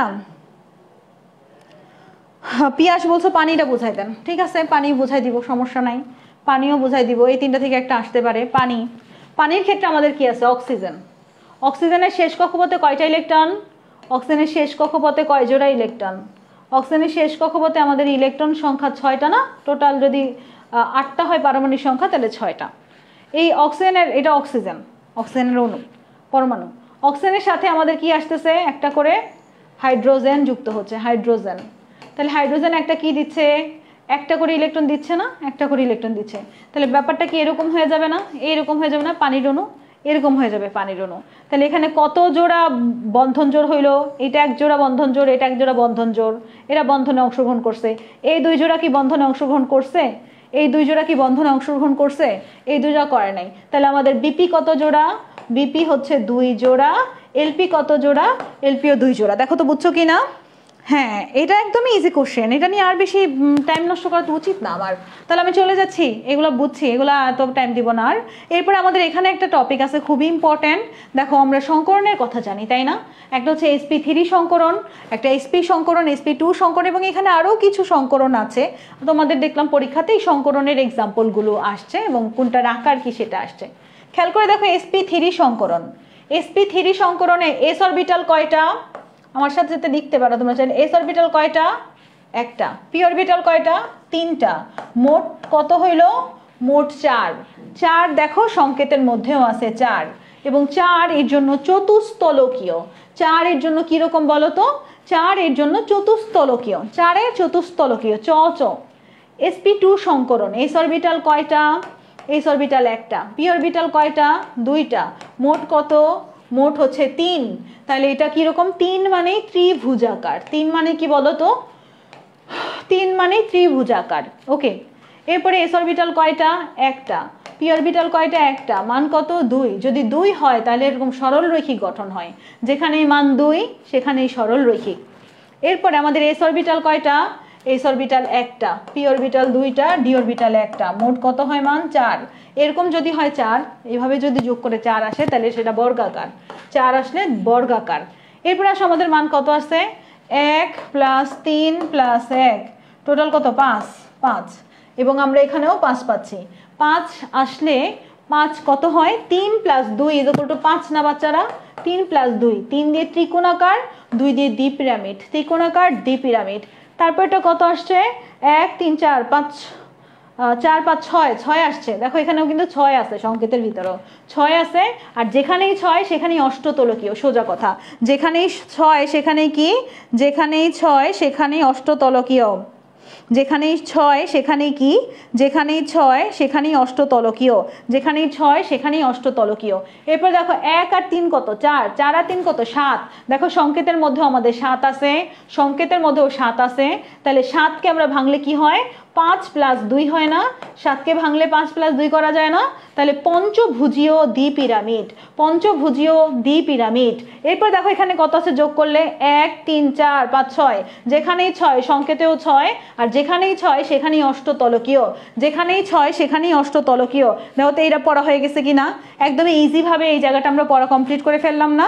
একদম এইভাবে যোগ করে করে এভাবে সুন্দর করে কমপ্লিট করলে মুখস্থ করা লাগে না। এই টপিকটা আশা করি আজকের পর থেকে কারো কোনো কঠিন লাগারই কথা না। এই টপিকটা ক্লিয়ার না? আমরা সবাই একটু ক্লিয়ার হইলে আমাকে বলো তো ক্লিয়ার কি না? যেখানেই 6 সেখানেই ভয়, সেখানেই অষ্টতলকীয়। যেখানেই 6 সেখানেই ভয়, সেখানেই অষ্টতলকীয়। এই তো টপিকটা ক্লিয়ার হয়েছে সবাই? এটা আগে তোমরা মুখস্থ করতা না? মুখস্থ করার কিছু আছে এখানে? আমরা যোগ করেই তো সংকেত বের করে ফেলতে পারি, সংকেত থেকে তো নামে বাংলা কথাতেও চলে যেতে পারি, তাই না? তাহলে এটা একদমই ক্লিয়ার আমরা। ওকে, এই টপিকটা নিয়ে আমাদের আসলে আর কোনো টেনশনই নাই। এরপর আমরা চলে যাচ্ছি নিচের দিকে। দেখো এখানেও কিছু কথাবার্তা আছে আমাদের। তোমার যেখানে তোমার sp সংকরণ সেখানে তো সরল রৈখিক গঠন, আর সরল রৈখিক হইলে সেখানে কোণের মান কত হয়? সরল রেখা হইলে সেখানে কোণের মান কত হয়? 180 হয় না? সরল রেখা হইলে কোণের মান কিন্তু 180 হয়। তারপর তিনটি এটাও পারবা, sp2 সংকরণে ত্রিকোণাকার হয়, এগুলো পারবো আসলে। আর ত্রিকোণাকার হলে কোণের মান 120 হয়। তারপরে আমাদের মিথেনের কোণের মান কত? মিথেনের ক্ষেত্রে sp3 সংকরণ এই জায়গায় 109.28, এটাও আমরা পারি। তো এইগুলা নিয়ে আসলে আমাদের আশা করি টেনশন নেই। এটা আসছিল তোমাদের পরীক্ষাতে। অ্যামোনিয়ার কোণের মান কত? অ্যামোনিয়ার কোণের মান 107। ওই যে লোন প্যারি ইলেকট্রন থাকার কারণে 107 হয়ে যায়, কোণের মান 109 না হয়ে এটা। তারপরে পানিরটা আসতে পারে এই বছর। পানির কোণের মান কত? 104.5, 104.5 পানিরটা। বাকিগুলো আশা করি পারবা, এগুলো তোমাদের প্রশ্ন এখান থেকে হয়েছে, আমরা আজকেই দেখবো এটা। ওকে, এখানে একটা ছক আছে, এই ছকটা একটু ভালো করে পড়ে ফেলো। কোণের মানগুলো বেশি ইম্পর্টেন্ট। কার কি সংকরণ, কার কোণের মান কত? BCl3 দেখো 3 আছে, 3 জোড়ায় জায়গাতে যোগ করলেও 3 আসে। এটা ত্রিভুজাকার, তাই না? সমতলীয় ত্রিভুজাকার, কোণের মান 120। আমরা জানি sp2 সংকরণে কোণের মান 120 হয়। মিথেনের ক্ষেত্রে 109.5, অ্যামোনিয়ার ক্ষেত্রে 107, পানির ক্ষেত্রে 104.5। এই মানগুলো পরীক্ষাতে আসে। এই কোণের মানগুলো দিয়ে প্রশ্ন হতে পারে। তাহলে এই কোণের মানগুলো আমাদের কি করতে হবে, খুব ভালো করে পড়তে হবে। এই যে জায়গাতেও কোণের মান দেওয়া আছে, এটা একবার দেখে নিবা। ওকে, এই টপিকটা তাহলে আমরা সংকরণের টপিকটা শেষ করে ফেললাম। সংকরণের পরে এখন আমাদের যেটা দেখতে হবে সন্নিবেশ সমযোজী বন্ধন। হিউজ ইম্পর্টেন্ট একটা টপিক তোমাদের জন্য এই বছর আসতে পারে, সন্নিবেশ সমযোজী বন্ধন। আচ্ছা, সন্নিবেশ সমযোজী, নামের মধ্যে সমযোজী আছে। সমযোজী বন্ধনে ইলেকট্রন আদান প্রদান হয় না শেয়ার হয়, একটু কমেন্ট করতে হবে। সমযোজী বন্ধনে ইলেকট্রন আদান প্রদান হয় নাকি শেয়ার হয়? আপু এক্সেপশনালগুলো কি পড়তে হবে? যেগুলো দাগায় দিলাম সবই পড়তে হবে এটা। ওকে, 12টার আগে ছেড়ে দিব, ওয়েট করো, 12টার আগে ছেড়ে দিব। আচ্ছা, যেটা বলতেছিলাম আমি, সমযোজী বন্ধনে কি হয়, ইলেকট্রন শেয়ার হয়, তাই না? কিন্তু এটার নাম হচ্ছে সন্নিবেশ সমযোজী বন্ধন। এই সন্নিবেশ সমযোজী বন্ধনে একটা বিশেষ ধরনের সমযোজী বন্ধন, এখানে ইলেকট্রন শেয়ারও হচ্ছে, আবার মনে হচ্ছে না শেয়ার হচ্ছে। তো ব্যাপারটা কিভাবে হবে আমি একটু দেখাই তোমাদের। এখানে সংজ্ঞা কি বলছি একটু দেখো। দুটি পরমাণুর মধ্যে সমযোজী বন্ধন সৃষ্টির জন্য প্রয়োজনীয় ইলেকট্রন যুগল, আমাদের একটা বন্ধন তৈরি হওয়ার জন্য অবশ্যই একটা ইলেকট্রন যুগল দরকার। ধরো তোমার সাথে আমার একটা বন্ধন তৈরি হবে, বা আমি কাউকে বিয়ে করবো, তার সাথে আমার একটা বন্ধন তৈরি হবে। বন্ধন তৈরি হওয়ার সময় অবশ্যই দুইজনের কাছ থেকে ভালোবাসা সমান সমান হওয়া উচিত না? ভালোবাসা বা সব কিছুই সমান সমান হওয়া উচিত না? সমান সমান হওয়া উচিত। এখন একজন আসছে নিঃস্ব হয়ে, ভালোবাসা সে দান করে আসছে। ধরো হাইড্রোজেন, হাইড্রোজেনের থেকে ইলেকট্রন একটা চলে গেলে কি হয় বলো তো বাচ্চারা? হাইড্রোজেনের থেকে একটা ইলেকট্রন চলে গেলে হাইড্রোজেন আয়ন তৈরি হয় না? হাইড্রোজেন থেকে একটা ইলেকট্রন চলে গেলে হাইড্রোজেন আয়ন তৈরি হয়। হাইড্রোজেনের যা ভালোবাসা ছিল সে দিয়ে দিছে একজনকে, বুঝছো? ভালোবাসা সব দিয়ে দিছে, ভালোবাসা দিয়ে বলতেছে আমি তো নিঃস্ব। এখন অ্যামোনিয়া অনেক ভালোবাসা নিয়ে বসে আছে, একদম সে তার জীবনে কোনো প্রেম করেনি, একমাত্র তার হাজবেন্ডকে ভালোবাসবে বলে। এরকম আছে না অনেক মেয়ে, যে আমি কোনো প্রেম করব না, কিছু করব না, আমি একজনকে ভালোবাসবো, সে হচ্ছে আমার হাজবেন্ড। তার জন্য সব ভালোবাসা জমা করে রাখছো। দেখো এই যে অ্যামোনিয়া হচ্ছে সেই মেয়ে যে তার সব ভালোবাসা তার হাজবেন্ডকে দেওয়ার জন্য জমা করে রাখছে। এখন সে যাকে ভালোবাসতেছে, যাকে বিয়ে করতে যাচ্ছে, সে তার ভালোবাসা অন্য মানুষজনের দিয়ে সে এখন নিঃস্ব, সে নিঃস্ব অবস্থায়। নিঃস্বকে এই হাইড্রোজেন নিঃস্ব অবস্থায়, কিন্তু অ্যামোনিয়ার হাইড্রোজেনকেই ভালো লেগে গেছে। এখন অ্যামোনিয়া বলতেছে সমস্যা নাই, হাইড্রোজেন আয়ন তোমার সাথে আমি বন্ধন তৈরি করব এবং আমাদের বন্ধনটা হবে অ্যামোনিয়াম। এই ক্ষেত্রে আমাদের তো দুইজনেরই একটা করে ইলেকট্রন দেওয়ার কথা ছিল, ভালোবাসা দুইজনের কাছ থেকে সমান দেওয়ার কথা ছিল। তোমার যেহেতু নাই, তুমি টেনশন করো না, আমার এক জোড়া আছে, এই এক জোড়াটাকে আমি আমাদের মাঝামাঝিতে রেখে দিলাম এবং আমাদের একটা বন্ধন তৈরি হয়ে গেল। সেই বন্ধনটার নাম হচ্ছে অ্যামোনিয়াম। অ্যামোনিয়াম যৌগ তৈরি হলো। এই যৌগটা তৈরি করার ক্ষেত্রে হাইড্রোজেন আয়ন কি কোনো কিছু ইনভেস্ট করেছে?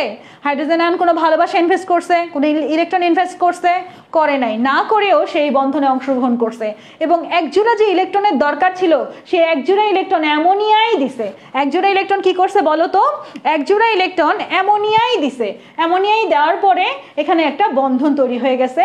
এই বন্ধনটার নাম হচ্ছে সন্নিবেশ সমযোজী বন্ধন।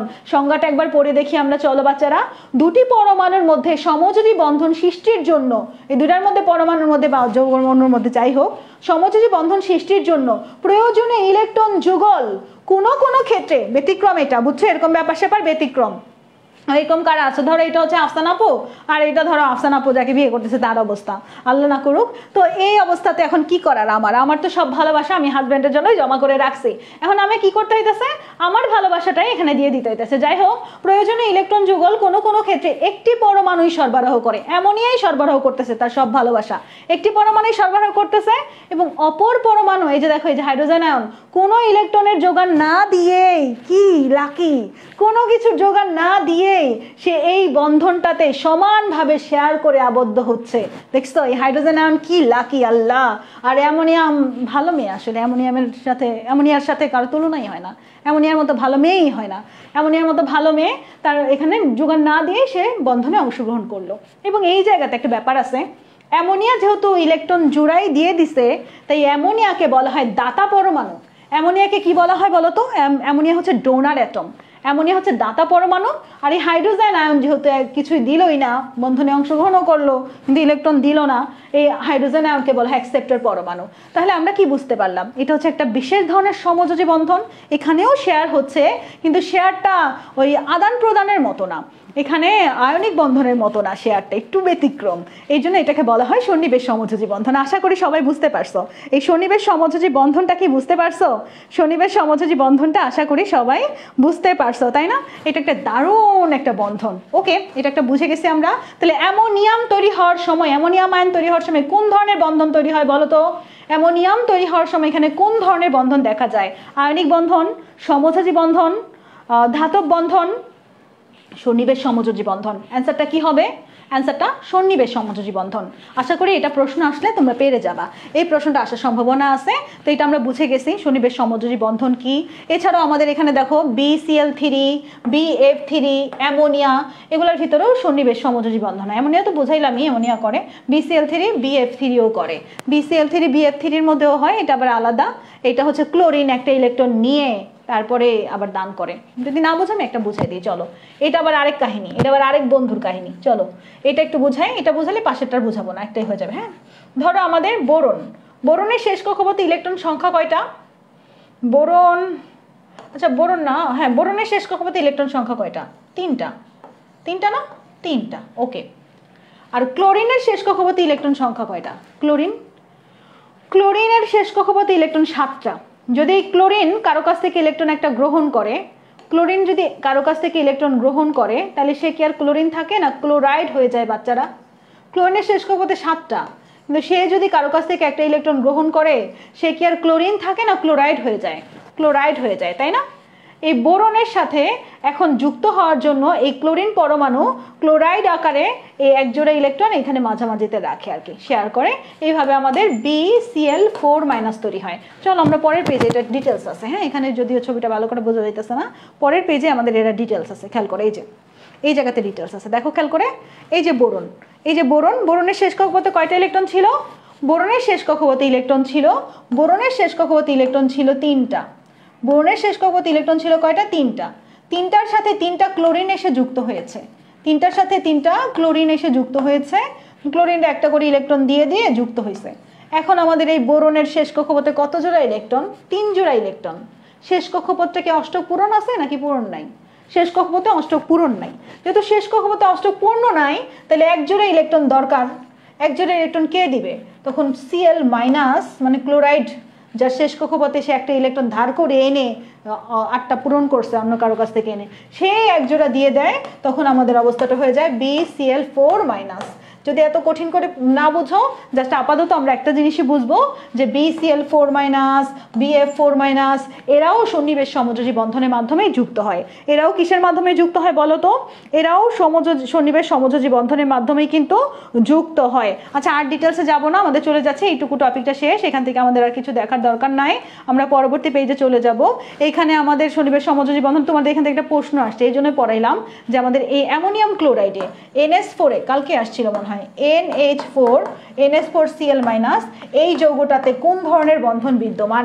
এই যৌগটাতে কোন ধরনের বন্ধন বিদ্যমান এটা আসছে তোমাদের পরীক্ষাতে, যাতে বুঝো। এখানে পজিটিভ আর এখানে নেগেটিভ। পজিটিভ নেগেটিভ মানে কি? আয়নিক। পজিটিভ নেগেটিভ মানে কি বলো তো? আয়নিক। তার মানে এখানে আমাদের প্রথমত কি বন্ধন ছিল? প্রথমত অ্যামোনিয়া, অ্যামোনিয়াতে ছিল সমযোজী বন্ধন। অ্যামোনিয়ার সাথে যখন হাইড্রোজেন আয়ন যুক্ত হইলো তখন সন্নিবেশ সমযোজী বন্ধন। সন্নিবেশ সমযোজী বন্ধনের সাথে যখন ক্লোরিন যুক্ত হইলো তখন কিন্তু আবার আয়নিক বন্ধন। এটা আসছে, এর জন্য তোমাদের একটু দেখাই দিলাম। আচ্ছা, এখান থেকে আমরা আর কিছু যাব না, পরবর্তী পেজে চলে যাচ্ছি। আমাদের এখানে যে মানগুলো আছে এই মানগুলো খুব ভালো করে পড়বা। নাইট্রোজেনের কত, তড়িৎনাত্মকতার মানগুলো একটু জানা দরকার। আমি কিন্তু এগুলো বলে আসছি। তড়িৎনাত্মকতার মান যদি 0 থেকে 0.4 পর্যন্ত হয় তাহলে সেটা হচ্ছে অপোলার, 0.5 থেকে 1.9 হইলে পোলার, এর বেশি হইলে আয়নিক। এটা তো আমরা জানি সবাই, তাই না? এই মানগুলো একবার একটু পড়ে ফেলো, এখান থেকে আর কিছু লাগবে না আমাদের। এরপর আমাদের এখানে ডাইপোল পোলারিটির কথা বলা আছে, দুটা পোল তৈরি হলে ডাইপোল বলে। এই যে এই লাইনটা পড়বা, পানি আর হচ্ছে হাইড্রোজেন ফ্লোরাইড পোলার যৌগ। পানি আর হাইড্রোজেন ফ্লোরাইডটা হচ্ছে পোলার যৌগ, হাইড্রোজেন ফ্লোরাইড হচ্ছে সর্বাধিক পোলার অণু। এই লাইনটা অনেক ইম্পর্টেন্ট, এটা দেখো, এখান থেকে আমাদের আর কিচ্ছু লাগবে না। আমরা চলে যাচ্ছি পরবর্তী পেজে। পোলার আয়ন বলতে কি বুঝি? আজকে আমাদের সবচেয়ে বোঝার যে টপিকটা সেটা হচ্ছে ফাজানের নীতি। ফাজানের নীতিটা তোমরা ভালো করে বুঝো না, আজকের ক্লাসে সবচেয়ে গুরুত্বপূর্ণ টপিক হচ্ছে ফাজানস রুল। আচ্ছা, কি সমস্যা? আচ্ছা, উল্টাপাল্টা কেউ কিছু বললো না, আমি মাঝে মাঝে বোঝানোর জন্য একটু গল্প টল্প করি, কারণ তোমাদের তো বুঝতে সমস্যা হবে, টানা পড়াইতে থাকলে ভালো লাগবে না। ফাজানের উল্টা পড়বো আমরা। দেখো পোলার আয়ন, দেখো এখানে একটা ক্যাটায়ন আছে, তাই না? একটা ক্যাটায়ন আছে, এখানে একটা অ্যানায়ন আছে। ক্যাটায়ন কর্তৃক অ্যানায়নের যদি আকারের বিকৃতি হয়, এটা একটা ক্যাটায়ন। ক্যাটায়ন কর্তৃক অ্যানায়নের যদি আকারের বিকৃতি সাধন হয় তাহলে সেটাকে বলা হয় পোলার আয়ন। ক্যাটায়ন কর্তৃক অ্যানায়নের বিকৃতিকে কি বলবো আমরা? ক্যাটায়ন কর্তৃক অ্যানায়নের বিকৃতিকে বলা হয় পোলার আয়ন। এই কথাটা একবার একটু মনে রাখো, এখান থেকে আর কিছু না। আয়নিক যৌগের সমযোজী বৈশিষ্ট্য। এবার আসো, আয়নিক যৌগ কিছু আছে। আচ্ছা, আয়নিক যৌগ যারা, তারা কি দেখায়? আয়নিক যৌগরা গলনাঙ্ক স্ফুটনাঙ্ক অনেক বেশি হয়, আয়নিক যৌগরা জলীয় দ্রবণে বিদ্যুৎ পরিবহন করে, তাই না? আর সমযোজী যৌগদের কি হয়? গলনাঙ্ক স্ফুটনাঙ্ক কম হয়, বিদ্যুৎ পরিবহন করে না, এই টাইপের ক্যারেক্টার। এখন আসো, যদি এমন কোনো আয়নিক যৌগ সমযোজীর মতো আচরণ করে, সেখানে আমাদের কোন ল ফলো করতে হবে সেই লটা নিয়ে আলোচনা করব। এটাকে বলা হয় ফাজান্স রুল। ফাজান্স রুলটা একটু খেয়াল করবো আমরা, চলো তো। ফাজান্স রুলের প্রথমে কি আছে? ক্যাটায়ন ও অ্যানায়নের চার্জের পরিমাণ যত বেশি হবে, পোলার আয়ন তত বেশি হবে। একটা রুলস, ক্যাটায়নের এবং অ্যানায়নের চার্জের পরিমাণ যদি বেশি হয়, পোলার আয়ন তত বেশি হয়। পোলার আয়ন যত বেশি হয়, তার সমযোজী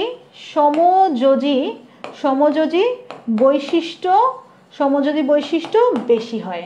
যার পোলার আয়ন বেশি, তার সমযোজী বৈশিষ্ট্য বেশি।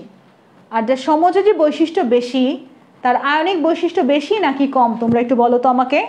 যার পোলার আয়ন বেশি, তার সমযোজী বৈশিষ্ট্য বেশি। হ্যাঁ, এটা বাজানের রুল। আচ্ছা, ফাজান্স রুলে আমরা বলতেছি যার পোলার আয়ন বেশি, তার সমযোজী বৈশিষ্ট্য বেশি। যার সমযোজী বৈশিষ্ট্য বেশি, তার আয়নিক বৈশিষ্ট্য বেশি নাকি কম? যার সমযোজী বৈশিষ্ট্য বেশি, তার আয়নিক বৈশিষ্ট্য বেশি নাকি কম? বলো তো। তার আয়নিক বৈশিষ্ট্য কিন্তু কম, তাই না? তার আয়নিক বৈশিষ্ট্য কম। যার আয়নিক বৈশিষ্ট্য কম, তার গলনাঙ্ক স্ফুটনাঙ্ক কম না বেশি? যার আয়নিক বৈশিষ্ট্য কম, তার গলনাঙ্ক স্ফুটনাঙ্ক কম না বেশি? বলো তো। যার আয়নিক বৈশিষ্ট্য কম, তার গলনাঙ্ক স্ফুটনাঙ্কও কম। সে দ্রবীভূত অবস্থায় বিদ্যুৎও পরিবহন করে না, এই টাইপের না অবস্থা? এই টাইপের। দ্যাট মিনস এখানে যার পোলার আয়ন বেশি, তার সমযোজী বৈশিষ্ট্য বেশি। এটা একটু মনে রাখো। আর এটা হচ্ছে ক্যাটায়নের আকার যত ছোট হয়, অ্যানায়নের আকার যত বড় হয়, পোলার আয়ন তত বেশি হয়। ক্যাটায়নের আকার যত ছোট হয়, অ্যানায়নের আকার যত বেশি হয়, পোলার আয়ন তত বেশি হয়। বাস এইটা একটু পড়লাম। আর এটা আছে, যেসব ক্যাটায়নের ইলেকট্রন বিন্যাসে NP6 এই 6 অবস্থা দেখা যায়, এবং D1 অর্থাৎ ডি ব্লকভুক্ত ক্যাটায়ন যারা, তারা পি ব্লকভুক্ত ক্যাটায়নের তুলনায় বেশি পোলার হয়। ডি ব্লকভুক্ত ক্যাটায়নরা পি ব্লকভুক্ত ক্যাটায়নের তুলনায় বেশি পোলার হয়। এই কথাটা এখানে লিখে রাখতে পারো যে ডি ব্লকভুক্ত যারা, তাদের পোলার আয়ন পি ব্লকভুক্ত ক্যাটায়নের চাইতে বেশি হয়। এটা ডিটেলসে এখন যাব আমরা। এই তিনটা রুলস আমরা দেখলাম। এবার চলো একটু ঠান্ডা মাথায় এই রুলসটা আমরা খুব ভালো করে পড়বো। প্রথমটাতে আমরা কি বলছিলাম? আমরা বলছিলাম যে চার্জের মান যার যত বেশি, পোলার আয়ন তার তত বেশি, তাই না? আচ্ছা, চলো আমি যদি তিনটা যৌগ নিয়ে কাজ করি, এখানে যদি লিখি যে সোডিয়াম ক্লোরাইড, আমি যদি লিখি ম্যাগনেসিয়াম ক্লোরাইড, আর এটা হচ্ছে অ্যালুমিনিয়াম ক্লোরাইড। ওকে, এটার ভিতরে সোডিয়াম হচ্ছে 1+, ম্যাগনেসিয়াম হচ্ছে 2+, আর অ্যালুমিনিয়াম হচ্ছে 3+। এই তিনটা যৌগের মধ্যে কার চার্জের মান বেশি আমাকে বলো তো। এই তিনটা যৌগের মধ্যে কার চার্জের মান বেশি? ম্যাম, এই চারটা বৈশিষ্ট্যের মধ্যে কোনটি বেশি প্রাধান্য পাবে? সবগুলোই তো সমযোজী বৈশিষ্ট্য, যা সবই তো প্রাধান্য পাবে। গলনাঙ্ক স্ফুটনাঙ্কটাই বেশি বলা হয়, এরপরে তোমার পানিতে দ্রবীভূত এটাও বেশি। আচ্ছা, যাই হোক, পরে বলতেছি, এগুলো শেষ করো। সোডিয়াম ক্লোরাইড, ম্যাগনেসিয়াম ক্লোরাইড আর অ্যালুমিনিয়াম ক্লোরাইড, এই তিনটার মধ্যে চার্জের মান কার বেশি? চার্জের মান কার বেশি? অ্যালুমিনিয়ামের বেশি। যার চার্জের মান বেশি তার কি বেশি? যার চার্জের মান বেশি তার কি বেশি? তার পোলার আয়ন বেশি। যার পোলার আয়ন বেশি, তার কোন বৈশিষ্ট্য বেশি? যার পোলার আয়ন বেশি, তার কোন বৈশিষ্ট্যটা বেশি? সমযোজী বৈশিষ্ট্যটা বেশি। আর যার সমযোজী বৈশিষ্ট্য বেশি, তার গলনাঙ্ক স্ফুটনাঙ্ক কম না বেশি? তার গলনাঙ্ক স্ফুটনাঙ্ক কিন্তু কম। তো তোমাদের কাছে আমার প্রশ্ন, এই তিনটা যৌগের মধ্যে কে বেশি সমযোজী বৈশিষ্ট্য দেখাবে? Aluminium chloride. অ্যালুমিনিয়াম ক্লোরাইডে অ্যালুমিনিয়াম আয়নিক যৌগ গঠন করলেও মাঝে মাঝে সমযোজী ক্যারেক্টার দেখা, একটা পড়ছিল, প্রশ্ন আসছিল কিন্তু তোমাদের, এটা ফাজানের নীতি থেকে। আচ্ছা, যাই হোক, অ্যালুমিনিয়াম ক্লোরাইডে সমযোজী বৈশিষ্ট্য বেশি। তাহলে গলনাঙ্ক স্ফুটনাঙ্ক কার কম এই জায়গার মধ্যে? এই জায়গার মধ্যে গলনাঙ্ক স্ফুটনাঙ্ক কার কম বলো তো? এই তিনটা যৌগের মধ্যে গলনাঙ্ক স্ফুটনাঙ্ক কম কার? এই তিনটা যৌগের মধ্যে গলনাঙ্ক স্ফুটনাঙ্ক কম কিন্তু অ্যালুমিনিয়াম ক্লোরাইডের। তোমরা কি একটা জিনিস খেয়াল করেছো? গতদিন আমি তোমাদের পড়াইছিলাম, সেখানে একটা প্রশ্ন আসছিল তোমাদের যে সোডিয়াম ক্লোরাইডের গলনাঙ্ক কত আসছিল না? 801 বলছিলাম না মুখস্থ করতে হবে। এবছর তো চলেই আসতে পারে ম্যাগনেসিয়াম ক্লোরাইডের গলনাঙ্ক কত? 714। অথবা আসতে পারে অ্যালুমিনিয়াম ক্লোরাইডের গলনাঙ্ক কত? 190। অথবা এভাবেও আসতে পারে যে নিচের কোন যৌগটার গলনাঙ্ক স্ফুটনাঙ্ক সবচেয়ে কম। Sodium chloride, magnesium chloride, aluminium chloride, কোনোটিই না। এরকম আসতে পারে না? আসতে পারে কিন্তু। অর্থাৎ এই বেসিকটা তোমার ক্লিয়ার হয়েছে কিনা আমাকে একটু জানাও। এটা যদি তোমার ক্লিয়ার হয় তাহলে তোমাকে আমি আরেকটা কোশ্চেন করছি। আরেকটা কোশ্চেন হচ্ছে, তুমি খেয়াল করে দেখো, আরেকটা কোশ্চেন হচ্ছে Fe2+, আর এটা হচ্ছে Fe3+। একটা হচ্ছে ফেরাস আর এটা হচ্ছে ফেরিক। তোমরাই আমাকে বলো তো এই দুটার মধ্যে কার গলনাঙ্ক স্ফুটনাঙ্ক কম হবে? কার গলন Fe2+ না Fe3+? যার চার্জের মান বেশি তার পোলার আয়ন বেশি, আর যার পোলার আয়ন বেশি তার গলনাঙ্ক স্ফুটনাঙ্কও কম, কারণ তার আয়নিক বৈশিষ্ট্য কম। তাহলে Fe2+ আর 3+ এর মধ্যে কে বেশি পোলার? Fe2+ আর Fe3+ এর ভিতরে কে বেশি পোলার? ফেরাস ক্লোরাইড আর ফেরিক ক্লোরাইডের ভিতরে আমাদের পোলার আয়ন কার বেশি? ফেরিক ক্লোরাইডের বেশি। যদি পোলার আয়ন ফেরিক ক্লোরাইডের বেশি হয় তাহলে ফেরিক ক্লোরাইডের গলনাঙ্ক স্ফুটনাঙ্কের মান কি কম হবে না বেশি হবে? দেখো ফেরাস ক্লোরাইডের মান হচ্ছে 670 আর ফেরিক ক্লোরাইডের 306। তাহলে কার গলনাঙ্ক স্ফুটনাঙ্ক কম হইল? ফেরিক ক্লোরাইডের। কেন? কারণ তার চার্জের মান বেশি। যার চার্জের মান বেশি তার কি বেশি? পোলার আয়ন বেশি। যার পোলার আয়ন বেশি তার কোন ক্যারেক্টার বেশি? সমযোজী ক্যারেক্টার বেশি। আর যার সমযোজী ক্যারেক্টার বেশি তার আয়নিক ক্যারেক্টার কম। আয়নিক ক্যারেক্টার কম হইলে গলনাঙ্ক স্ফুটনাঙ্ক কম। এটা ক্লিয়ার আমরা সবাই? এটা কি ক্লিয়ার? এই বিষয়টা ক্লিয়ার না? প্রথম রুলসটা আমরা ক্লিয়ার করতে পারলাম না? আচ্ছা, ক্যাটায়নেরটা পারছি। অ্যানায়নের ক্ষেত্রে দেখি কি। অ্যানায়নের ক্ষেত্রে এখানে দেখো কি আছে। এখানে আমাদের আছে ফ্লোরিন 1-, অক্সিজেন 2-, নাইট্রোজেন 3-। এখানে কার চার্জের মান বেশি? এটার ক্ষেত্রে সেম রুলস।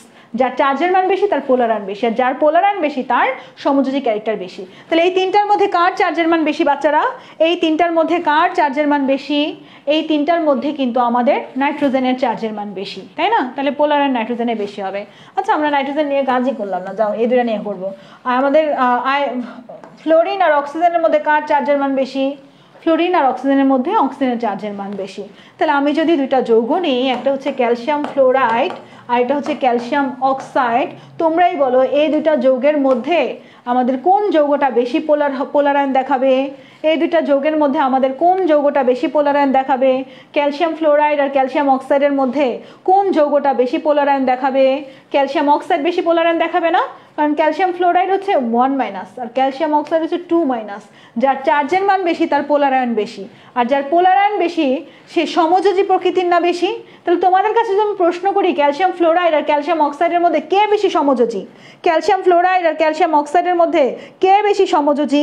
খুব ইম্পর্টেন্ট একটা পড়াচ্ছি। এটা বেসিক রুল মাথার ভিতরে সেট করে নিয়ে যেতে হবে, মুখস্থ করে কাজ হবে না, বুঝছো? তাই একটু ঠান্ডা মাথায় বুঝো। আমাকে বলো ক্যালসিয়াম ফ্লোরাইড আর ক্যালসিয়াম অক্সাইড এই দুইটার মধ্যে কে বেশি সমযোজী? Calcium oxide. তাহলে কার গলনাঙ্ক স্ফুটনাঙ্কের মান কম হবে? ক্যালসিয়াম অক্সাইডের। দেখো তো এইটুকু ক্লিয়ার কিনা বাচ্চারা? 1 নাম্বার রুলস আমি ক্লিয়ার করতে পেরেছি কিনা আমাকে একটু জানাইতে হবে। 1 নাম্বার রুলসটা আমি তোমাদের ক্লিয়ার করতে পারলাম কিনা। 1 নাম্বার রুলস ক্লিয়ার না? ফাজানের 1 নাম্বার ল ক্লিয়ার। এখন আমরা কোন লতে যাব? এখন আমরা সেকেন্ড লতে যাব। সেকেন্ড লতে কি বলেছে দেখো। সেকেন্ড লতে বলেছে আমাদের সেকেন্ড ল হচ্ছে তোমার চার্জের মান নিয়ে কথা, আকার নিয়ে কথাবার্তা। ক্যাটায়নের আকার যত ছোট হবে পোলার আয়ন তত বেশি হবে, আর অ্যানায়নের আকার যত বড় হবে পোলার আয়ন তত বেশি হবে। তো তোমরা গ্রুপ 2 এর কথা মনে আছে? তোমাদের গ্রুপ 2 বিরিয়ানি, মোগলাই, কাবাব সরিয়ে বাটিতে রাখো। বিরিয়ানিতে বেরিলিয়াম আমরা যদি একদমই হচ্ছে এই সাইডে যদি এভাবে লিখে যাই, বেরিলিয়াম, ম্যাগনেসিয়াম, বিরিয়ানি, মোগলাই, কাবাব, ক্যালসিয়াম সরিয়ে স্ট্রনসিয়াম, বাটিতে বেরিয়াম রাখো দিয়ে বেরিয়াম পর্যন্তই আমি থাকি, এই জায়গায় বেরিয়াম পর্যন্তই আছে। ওকে, এইগুলার মধ্যে যদি সবাই ক্যাটায়ন হয়, এখন তোমরা আমাকে বলো তো সবচেয়ে ছোটকে, এই জায়গার মধ্যে সবচেয়ে ছোটকে, ক্যাটায়নের আকার যত ছোট হবে তার পোলার আয়ন তত বেশি হবে। তাহলে এই জায়গার মধ্যে সবচেয়ে আকার ছোট কার বলো তো বাচ্চারা? এই জায়গার মধ্যে আকার সবচেয়ে ছোট কার? এই জায়গার মধ্যে আকার সবচেয়ে ছোট কার একটু আমাকে বলো। এই জায়গার মধ্যে আকার যার ছোট তার পোলার আয়ন বেশি। এই জায়গার মধ্যে আকার ছোট কার? আকার বেরিলিয়ামের ছোট। অর্থাৎ ক্যাটায়নের যার আকার ছোট তার পোলার আয়ন বেশি, আর যার পোলার আয়ন বেশি তার সমযোজী ক্যারেক্টার বেশি। যার সমযোজী ক্যারেক্টার বেশি তার আয়নিক ক্যারেক্টার কম, আর আয়নিক ক্যারেক্টার কম মানে গলনাঙ্ক ও স্ফুটনাঙ্ক কম। এই কথাটা কি মাথার ভিতরে সিকোয়েন্স অনুযায়ী গেছে? দেখো, যার আকার ছোট, ক্যাটায়নের যার আকার ছোট তার পোলার আয়ন বেশি, যার পোলার আয়ন বেশি তার সমযোজী ক্যারেক্টার বেশি, আর যার সমযোজী ক্যারেক্টার বেশি তার আয়নিক ক্যারেক্টার কম, আর যার আয়নিক ক্যারেক্টার কম তার গলনাঙ্ক স্ফুটনাঙ্ক কম। এই কথাটা কি তুমি সিকোয়েন্স অনুযায়ী মাথায় দিতে পারছো কিনা বলো তো? এই কথাটা কিন্তু আমরা সিকোয়েন্স অনুযায়ী মাথায় দিতে পারছি, তাই না? ওকে, ঠিক আছে, এটা আমরা মাথায় দিতে পারছি। তাহলে এখানে আমাদের কি কি আছে দেখো, beryllium chloride, strontium chloride, calcium chloride, magnesium chloride, barium chloride, strontium chloride, calcium chloride, magnesium chloride, beryllium chloride. এখন তোমরাই আমাকে বলো এই জায়গার মধ্যে সবচেয়ে সমযোজী ক্যারেক্টার কে দেখাবে? এই জায়গার মধ্যে সবচেয়ে সমযোজী ক্যারেক্টার কি আমাদের বেরিলিয়াম দেখাবে না? সবচেয়ে সমযোজী ক্যারেক্টার কে দেখাবে বলো তো বাচ্চারা? সবচেয়ে সমযোজী ক্যারেক্টার আমাদের বেরিলিয়াম দেখাবে না? অর্থাৎ বেরিলিয়াম ক্লোরাইড যেটা BeCl2, এটার গলনাঙ্ক স্ফুটনাঙ্ক সবচেয়ে কম হবে না? গলনাঙ্ক স্ফুটনাঙ্ক সবচেয়ে কম হবে। BeCl2 যদি সমযোজী ক্যারেক্টার দেখায়, সবচেয়ে কম গলনাঙ্ক স্ফুটনাঙ্ক হয়, তাহলে এখানের মধ্যে সবচেয়ে আয়নিক বৈশিষ্ট্য কে দেখাবে? এটা একটা উল্টায়া কোশ্চেন করলাম। এই জায়গার মধ্যে সবচেয়ে বেশি গলনাঙ্ক স্ফুটনাঙ্ক কার হবে? যার আকার বড়, তাই না? উল্টা কোশ্চেন এটা, বুঝছো? তাহলে আমাদের আকার ছোট হইলে সমযোজী ক্যারেক্টার বাড়বে, আকার বড় হইলে আয়নিক ক্যারেক্টার বাড়বে। আর যার আকার ছোট তার পোলার আয়ন বেশি, পোলার আয়ন বেশি মানে সমযোজী ক্যারেক্টার বেশি, সমযোজী ক্যারেক্টার বেশি মানে আয়নিক বৈশিষ্ট্য বেশি, গলনাঙ্ক স্ফুটনাঙ্ক কম। এটা তো বললামই। দেখো তো ক্লিয়ার কিনা সবাই? আশা করি ক্লিয়ার সবাই। এইটুকু ক্লিয়ার না? অ্যানায়ন বা ক্যাটায়নের চার্জ সেম হলে আকার প্রাধান্য পাবে, আর যদি, হ্যাঁ ঠিক কথা বলছো, চার্জ সেম হইলে তখন আকার প্রাধান্য পাবে, আর অ্যানায়ন ক্যাটায়নের চার্জ অ্যান এলিমেন্ট সেম হইলে তখন অন্যটার একটার প্রাধান্য পাবে। আচ্ছা কি বললাম আমি পরের লাইনটা বুঝিনি, যাই হোক আমি বাকিটাও বোঝাই দিচ্ছি। তাহলে এইটুকু ক্লিয়ার না আমরা? এই মানগুলো, এই যে এখানে যদি গলনাঙ্ক স্ফুটনাঙ্কের মান পড়তে পারো, এটা অনেক ইম্পর্টেন্ট। এটা এই বছর আসার সম্ভাবনা, এইটাও এই বছর আসার সম্ভাবনা, এইটাও এই বছর আসার সম্ভাবনা আছে। এই মানগুলো একবার একটু আমরা দেখে নিব। তাহলে আমাদের কিন্তু পোলার আয়নের দ্বিতীয় রুলসের একটা সাইড ক্লিয়ার, ক্যাটায়নেরটা ক্লিয়ার। এরপরে অ্যানায়নের ক্ষেত্রে কি বলছে, যে অ্যানায়নের ক্ষেত্রে যার আকার বড় তার পোলার আয়ন বেশি, অ্যানায়নের ক্ষেত্রে যার আকার বড় তার পোলার আয়ন বেশি। আচ্ছা আমরা 17 নম্বর গ্রুপ নিয়ে কাজ করি, ফ্লোরিন, ক্লোরিন, ব্রোমিন, আয়োডিন। তোমরা বলো তো এখানে আকার কার বড়? Fluoride, chloride, bromide, iodide. এখানে আকার কার বড় বলো তো? যার আকার বড়, অ্যানায়নের ক্ষেত্রে যার আকার বড় তার পোলার আয়ন বেশি, অ্যানায়নের ক্ষেত্রে যার আকার বড় তার পোলার আয়ন বেশি। আচ্ছা আর একটু ফাস্ট যাইতে হবে, ঠিক আছে। অ্যানায়নের ক্ষেত্রে যার আকার বড় তার পোলার আয়ন বেশি। তাহলে fluorine, fluoride, chloride, bromide, iodide, এর মধ্যে কার আকার বড়? আয়োডাইডের আকার বড়। যদি আয়োডাইডের আকার বড় হয় তাহলে আয়োডাইডের কি বেশি?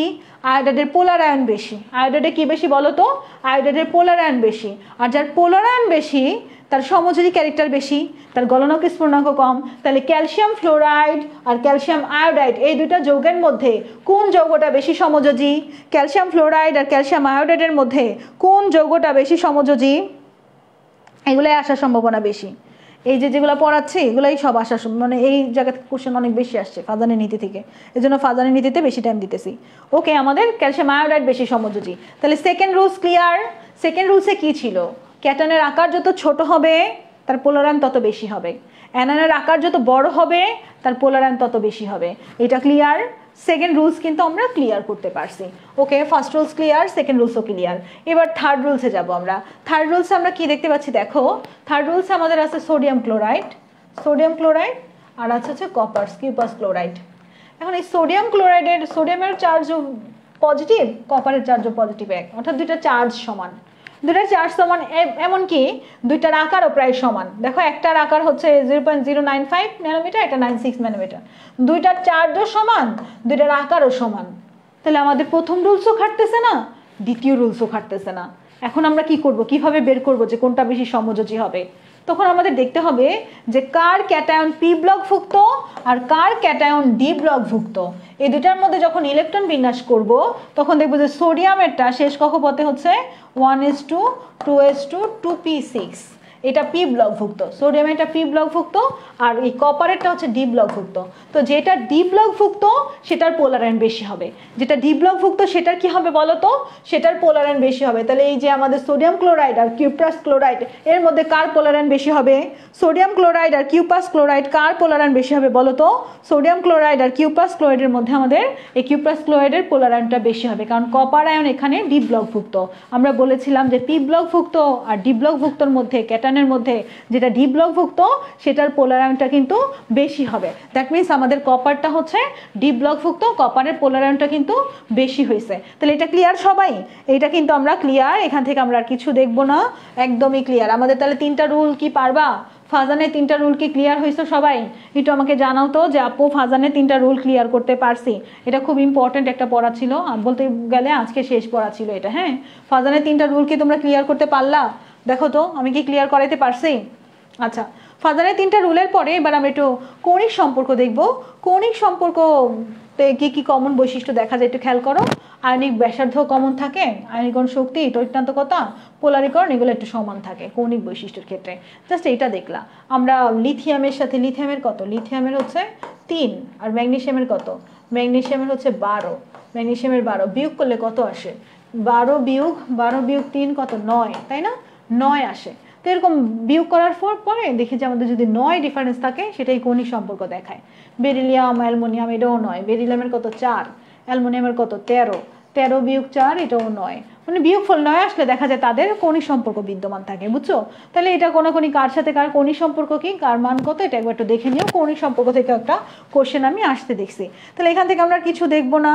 এবার আমাদের পোলার যারা, তাদের তো 2টা পোল থাকে, ডাইপোল। আর অপোলার যারা, তাদের তো পোল থাকে না, তারা আবিষ্ট ডাইপোল দেখায়। জাস্ট এখানে মানগুলো একবার একটু দেখে নিও, এখান থেকে তোমাদের তেমন কিছু আসে নাই। এটা আমাদের শেষ। এরপর আমরা এই যে এই জায়গাটিতে দেখবো। এই জায়গায় কি বলছে দেখো, ডাইপোল মোমেন্ট। তোমরা এই ডাইপোল মোমেন্ট নিয়ে একটু টেনশনে আসো। হ্যাঁ, ডাইপোল মোমেন্টকে মিউ দ্বারা প্রকাশ করা হয়। ডাইপোল মোমেন্টকে কি দ্বারা প্রকাশ করা হয়? মিউ দ্বারা প্রকাশ করা হয়। নর্মালি নন পোলার যারা, নন পোলারদের ডাইপোল মোমেন্ট মিউর মান কত হয়? 0 হয়। নন পোলারদের মিউর মান 0 হয়। আর পোলার যারা, তাদের মিউর মান আছে। পোলার যেমন HCl, H2O এদের মিউর মান আছে, মানে মোমেন্টের মান আছে একটা। তো মোমেন্ট কখন 0 হয়? ম্যাক্সিমাম ক্ষেত্রে নন পোলারদের ক্ষেত্রে মোমেন্টের মানটা আমরা 0 দেখি। এই জায়গায় তেমন কিছু ডিটেলস দেওয়া নাই, তোমাদের একটা দুটো মানে কোশ্চেন আসে mu is equal to q dot r. এখানে আমাদের তোমার এই আরটা হচ্ছে দূরত্ব বোঝাচ্ছে, জাস্ট এখানে লেখা আছে। এই ব্যাপারটা একবার একটু দেখো, খুব বেশি ইম্পর্টেন্ট যে তা না, কিন্তু আমরা এই জায়গাতে তোমার কার ডাইপোল মোমেন্ট 0 এই কোশ্চেনটা আসছিল, এটা যখন ব্যাখ্যা করবো তোমাদের অ্যান্সারটা আমি দিয়ে দিব না। তবে এই জায়গা থেকে এবার একটা প্রশ্ন আসার সম্ভাবনা আছে। ডাইপোল আকর্ষণে আমরা দেখতে পাচ্ছি যে অস্থায়ী ডাইপোল আর হচ্ছে স্থায়ী ডাইপোল। স্থায়ী ডাইপোল অণু কারা? এই যে 3টা, এদের স্থায়ী ডাইপোল, অর্থাৎ ডাইপোল মোমেন্ট আছে, এদের ডাইপোল মোমেন্ট আছে। ডাইপোল মোমেন্ট কি? ডাইপোল মানে কয়টা পোল? ডাইপোল মানে 2টা পোল। 2টা পোল মানে একটা পজিটিভ পোল আর একটা নেগেটিভ পোল। এই হাইড্রোক্লোরাইড অ্যাসিডের পোল আছে, পানির পোল আছে, অ্যামোনিয়ারও পোল আছে, অর্থাৎ ডাইপোল আছে। এখান থেকে আমরা আর কিছু দেখবো না। এই জায়গা থেকে আমাদের চলে যাচ্ছি, আমাদের এইটুকু শেষ। এবার আমরা এমসিকিউ সলভ করব। এবার আমরা এমসিকিউতে চলে যাই, চলো। ইথিলিন অণুতে সংকরিত এবং অসংকরিত অরবিটাল দ্বয়ের মধ্যবর্তী কোণের মান কত? এই চলো, আমাদের পড়া কিন্তু আজকের মতো, যা যা দরকার আমি বুঝাইছি। এই জায়গাতে একটা কোশ্চেন, এই কোশ্চেনগুলো সলভ করবো এখন। চলো, অনেকগুলো কোশ্চেন সলভ করবো আজকে, তারপর আমরা ক্লাসটা শেষ করব। দ্রুত আমাকে একটু বলো তো এই অ্যান্সারটা কি হবে? ইথিলিন অণুতে কোণের মান কত? ইথিলিন অণুতে সংকরিত এবং অসংকরিত অরবিটাল দ্বয়ের মধ্যে কোণের মান কত? আচ্ছা, এই জায়গায় মধ্যবর্তী কোণ হচ্ছে ইথিলিন অণুতে 90, সংকরিত অসংকরিত বললে 90, আর সংকরিত বললে 180। হ্যাঁ, ইথিলিন সংকরিত এবং অসংকরিত দুইটা যদি একসাথে বলে তাহলে 90 হবে। কথাটা লিখো, যদি সংকরিত এবং অসংকরিত বলা হয় তাহলে কোণের মান কত হয়ে যাবে? সংকরিত এবং অসংকরিত বলে কোণের মান হয়ে যাবে 90। কিন্তু যদি বলা হয় শুধু সংকরিত ইথিলিন মানে হচ্ছে আমাদের ইথিলিন মানে তোমার এই জায়গাতে 180 হয়ে যাবে। যে সংকরিত বলে তাহলে 180 হয়ে যাবে মান। এটা একটু অ্যান্সারটা করে রাখো, মার্ক করে রাখো। এটা অনেক ইম্পর্টেন্ট ছিল। এটা আসছে তোমাদের কবে? এটা আসছে আমাদের হচ্ছে 2022-23-এ আসছে। ওকে, তারপরে কোশ্চেনে চলে যাব আমরা। এরপরের কোশ্চেনটা কি আছে? আচ্ছা, এরপরে আমরা আচ্ছা ঠিক আছে, ওকে। এরপর দেখো, অ্যামোনিয়াম আয়নে কোণের মান কত? এটা কিন্তু একটু আগে আমরা অ্যামোনিয়াতে পড়েছি। অ্যামোনিয়াতে কোণের মান কত পাইছিলাম? অ্যামোনিয়াতে কোণের মান কত পাইছিলাম বলো তো বাচ্চারা? অ্যামোনিয়াতে কোণের মান ছিল 107 অ্যামোনিয়াতে, কিন্তু অ্যামোনিয়াম যখন বলে তখন কিন্তু কোণের মানটা মিথেনের মতো হয়ে যায়, 105 হয়ে যায়, 109.5 হয়ে যায়। অ্যান্সারটা হবে সি। আমাদের এখানে অ্যান্সারটা কত হবে বলো তো? এখানে আমাদের অ্যান্সারটা কত হবে? এখানে অ্যান্সারটা কত হবে বলো তো? এখানে অ্যান্সারটা কত হবে দ্রুত বলো। এখানে আমাদের অ্যান্সারটা হবে কিন্তু সি হবে, ঠিক আছে। তারপর আমরা চলে যাব পরবর্তী কোশ্চেনে। পরবর্তী কোশ্চেনটা কি আছে দেখি। এরপরে আমরা পরবর্তী কোশ্চেনে দেখি কি আছে। বেনজিনের সিগমা বন্ধন সংখ্যা কত? আচ্ছা, বেনজিন কি একটা অ্যারোমেটিক যৌগ না? বেনজিন একটা অ্যারোমেটিক যৌগ, অর্থাৎ C6H6 C6H6। টোটাল আমাদের পরমাণুর সংখ্যা কত? অ্যারোমেটিক যৌগে পরমাণুর সংখ্যা যত তার বন্ধন সংখ্যা তত। আমাদের অ্যারোমেটিক যৌগের পরমাণুর সংখ্যা যত তার সিগমা বন্ধন সংখ্যা তত। তাহলে আমাদের এখানে অ্যারোমেটিক যৌগ দেখতে পাচ্ছি বেনজিন, বেনজিনের পরমাণুর সংখ্যা যত তার সিগমা বন্ধন তত, বেনজিনের পরমাণুর সংখ্যা যত তার সিগমা বন্ধন তত। তাহলে আমাদের টোটাল এখানে কত আসলো? 12। অ্যান্সার কত বলো তো? অ্যান্সার হচ্ছে 12 হবে আমাদের এখানে অ্যান্সারটা। আমাদের অ্যারোমেটিক যৌগে পরমাণুর সংখ্যা যত তার সিগমা বন্ধন তত। এখানে অ্যান্সারটা কি হবে তাড়াতাড়ি বলো তো? অ্যান্সারটা কিন্তু আমাদের বি হবে। দ্যাট মিনস এখানে অ্যান্সার 12 হবে, 12, ঠিক আছে। আচ্ছা, এরপরে চলে যাব পরবর্তী কোশ্চেনে। পরবর্তী কোশ্চেন, P2O5 যৌগটি কীরকম? এই জায়গায় এটা একটু মুখস্থ করতে পারো। P2O5 এই যৌগটা কীরকম, এটা আসছে তোমাদের একটা প্রশ্ন। P2O5 এই যৌগটা আসলে কীরকম একটু বলো আমাকে। P2O5 এই যৌগটা আসলে কি রকম? আচ্ছা, P2O5 এই যৌগটি আমাদের কঠিন পদার্থ, এটা একটা নিরোধক হিসেবে কাজ করে। P2O5 একটা কঠিন পদার্থ, এটা একটা কঠিন পদার্থ, কঠিন, এবং এটা একটা নিরোধক হিসেবে কাজ করে। নিরোধক, নিরোধক, নিরোধক মানে কি? নিরোধক মানে পানি শোষণ করে ফেলে, পানি শোষণ করে। নিরোধক মানে পানি শোষণ হয়ে যায়। তাহলে আমাদের এই যে P2O5 একটা কঠিন পদার্থ। P2O5 একটা কিরকম পদার্থ? এটা কিন্তু বাংলাদেশ এগ্রিকালচার পরীক্ষাতে আসছিল একবার। ওকে, ঠিক আছে, এরপরের কোশ্চেনে চলে যাব আমরা। ল্যান্থানাইট সিরিজের সর্বশেষ রাসায়নিক সংকেত কোনটা? এটা মানে আমি কালকেও সলভ করাইছিলাম। ল্যান্থানাইট সিরিজের সর্বশেষ রাসায়নিক সংকেত কোনটা বলো তো? ল্যান্থানাইট সিরিজের সর্বশেষ কোনটা? ল্যান্থানাইট সিরিজের সর্বশেষ কোনটা? আমাদের এটার অ্যান্সারটা কিন্তু হবে বি, ঠিক আছে। এটা মানে কালকে আমি সলভ করাইছিলাম। আচ্ছা, তারপরে চলে যাই, আমাদের এরপরে কি আছে, কোনটি সঠিক? এই জায়গায় দেখো, অ্যানায়নের দ্বারা ক্যাটায়নের পোলারায়ন কম হয়। আচ্ছা, এটা আমরা ফাজানের নীতি পড়ছি সেখান থেকে। অ্যানায়নের দ্বারা ক্যাটায়নের পোলারায়ন বেশি হয়। অ্যানায়নের দ্বারা হয় না তো, ক্যাটায়নের দ্বারা হয়, তাই না? ক্যাটায়নের দ্বারা অ্যানায়নের পোলারায়ন কম হয় না, ক্যাটায়নের দ্বারা তো অ্যানায়নের পোলারায়ন বেশি হয়। অ্যানায়নের দ্বারা তো পোলারায়নই হয় না। যদি অ্যানায়নের দ্বারা ক্যাটায়নের পোলারায়ন হয়ও, সেটার পরিমাণ কি হবে? খুবই কম হবে, তাই না? তাহলে এই প্রশ্নটার অ্যান্সারটা কি হবে বলো তো? এই প্রশ্নটার অ্যান্সারটা কিন্তু আমরা এ দিব, ঠিক আছে। অ্যানায়নের দ্বারা ক্যাটায়নের পোলারায়ন হয়, কিন্তু সেটা কম হয়, আর ক্যাটায়নের দ্বারা অ্যানায়নের বেশি পোলারায়ন হয়। ব্যাস, এই অ্যান্সারটা একটু দেখলে এখান থেকে আর কিছু না। এটাও আসছে 2006 সালে আসছে যদিও। এবার আসো আমাদের নিচের মৌলসমূহের বিজারণ ক্ষমতার বিজারণ ক্ষমতার ক্রম, এই ক্রমগুলো আমরা মুখস্থ করব বলছিলাম। আমি তোমাদের অনেকগুলো ক্রমই দেখাইছি, এখানে আমরা এই ক্রমগুলো মুখস্থ করব। এই ক্রমটা তোমাদের বইতে হুবহু দেওয়া আছে, এই ক্রমটা একটু ভালো করে পড়ে রাখবা। এটা হচ্ছে আমাদের বিজারণ ক্ষমতার ক্রম, এটা বি হবে অ্যান্সার। এটাও এগ্রিকালচারে আসছে পরীক্ষাতে, ঠিক আছে। ওকে, ঠিক আছে। আচ্ছা, তোমরা ফাস্ট আর স্লো না, প্রশ্নগুলো সলভ করে একটু ধীরে ধীরেই সলভ করাই। এই যে ম্যাঙ্গানিজের ইলেকট্রন বিন্যাস কত? ম্যাঙ্গানিজের ইলেকট্রন বিন্যাস, ম্যাঙ্গানিজের কত? 25 আছে এখানে, তাই না? পারমাণবিক সংখ্যা। ম্যাঙ্গানিজের ইলেকট্রন বিন্যাস কত? এটা অনেক ইম্পর্টেন্ট, তোমরা একটু ইলেকট্রন বিন্যাসটা করে আমাকে জানাও। ম্যাঙ্গানিজের ইলেকট্রন বিন্যাসটা কত? ম্যাঙ্গানিজের ইলেকট্রন বিন্যাসটা কত? এটা ইম্পর্টেন্ট। ম্যাঙ্গানিজের ইলেকট্রন বিন্যাস কত বলো তো?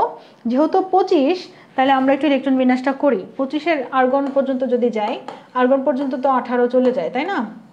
আচ্ছা,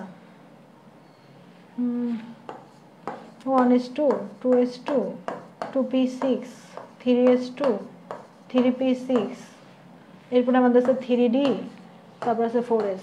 3d-তে প্রবেশ না করে 4s-এ যাবে, তাই না? তাহলে টোটাল কত হয়?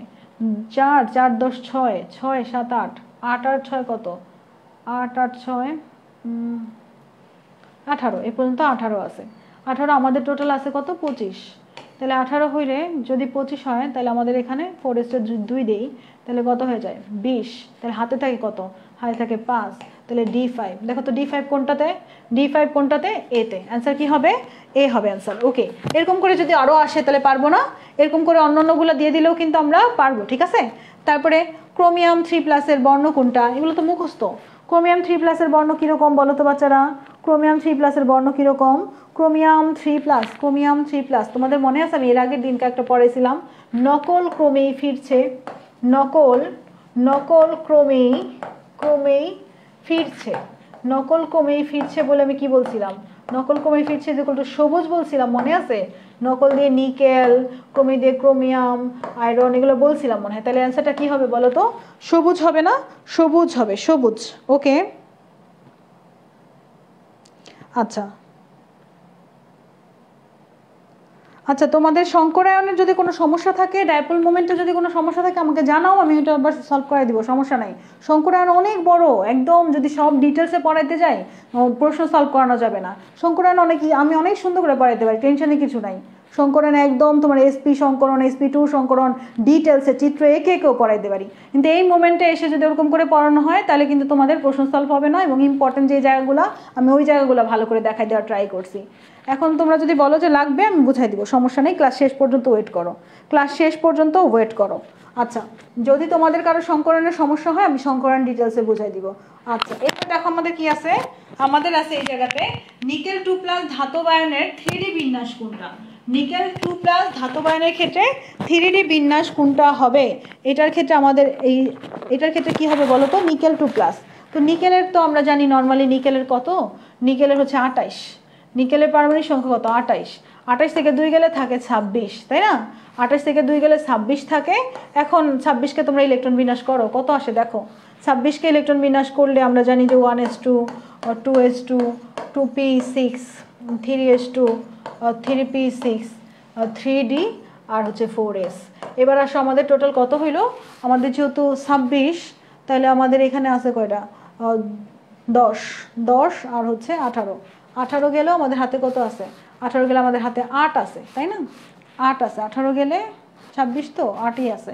তাহলে আমাদের এখানে কত হয়ে যাবে, এই জায়গাতে আমরা কিন্তু 1 দিলে 7 হয়, কিন্তু আমাদের এই জায়গাতে তো নিকেল, আচ্ছা নিকেলে দেখো কত আসে আমাদের টোটাল, আর্গন গেলে নিকেল 2+, 26 গেলে D8 হবে, এটা একটু ব্যতিক্রম, এই জায়গাতে 4s এর না যে এটা D8 হয়ে যাবে, অ্যান্সারটা আমাদের 3D8 হবে, এটা একটু আলাদা ব্যতিক্রম, মার্ক করে রাখো, ঠিক আছে, এটা একটু মার্ক করে রাখো, এটা 3D8 অ্যান্সার হবে।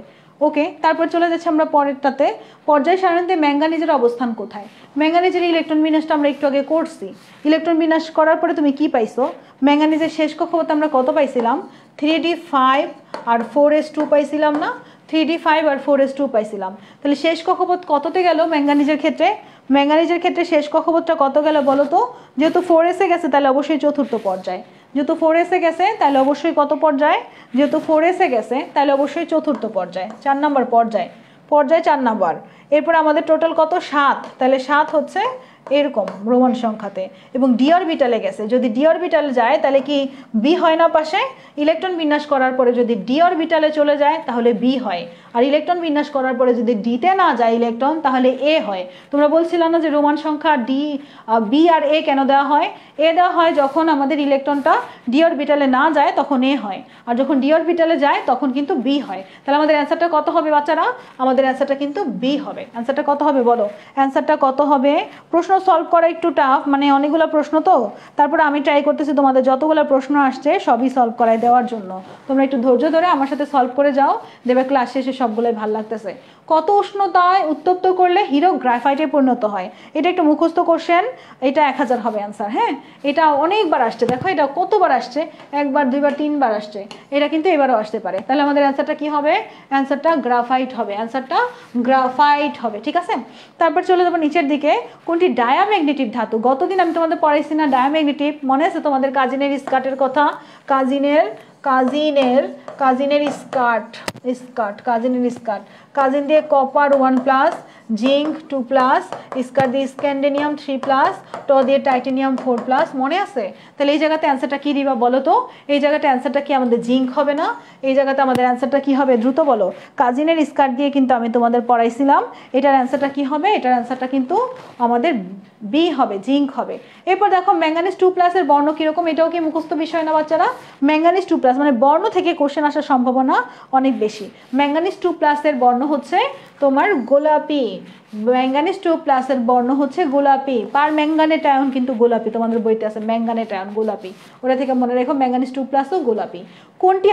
কোনটিতে হাইড্রোজেন বন্ধন গঠনের প্রবণতা বেশি? কোনটাতে হাইড্রোজেন বন্ধন গঠনের প্রবণতা বেশি? এই প্রশ্নটা আসছে, এটা একটু আনসার দাও। কোনটাতে হাইড্রোজেন বন্ধন গঠনের প্রবণতা বেশি?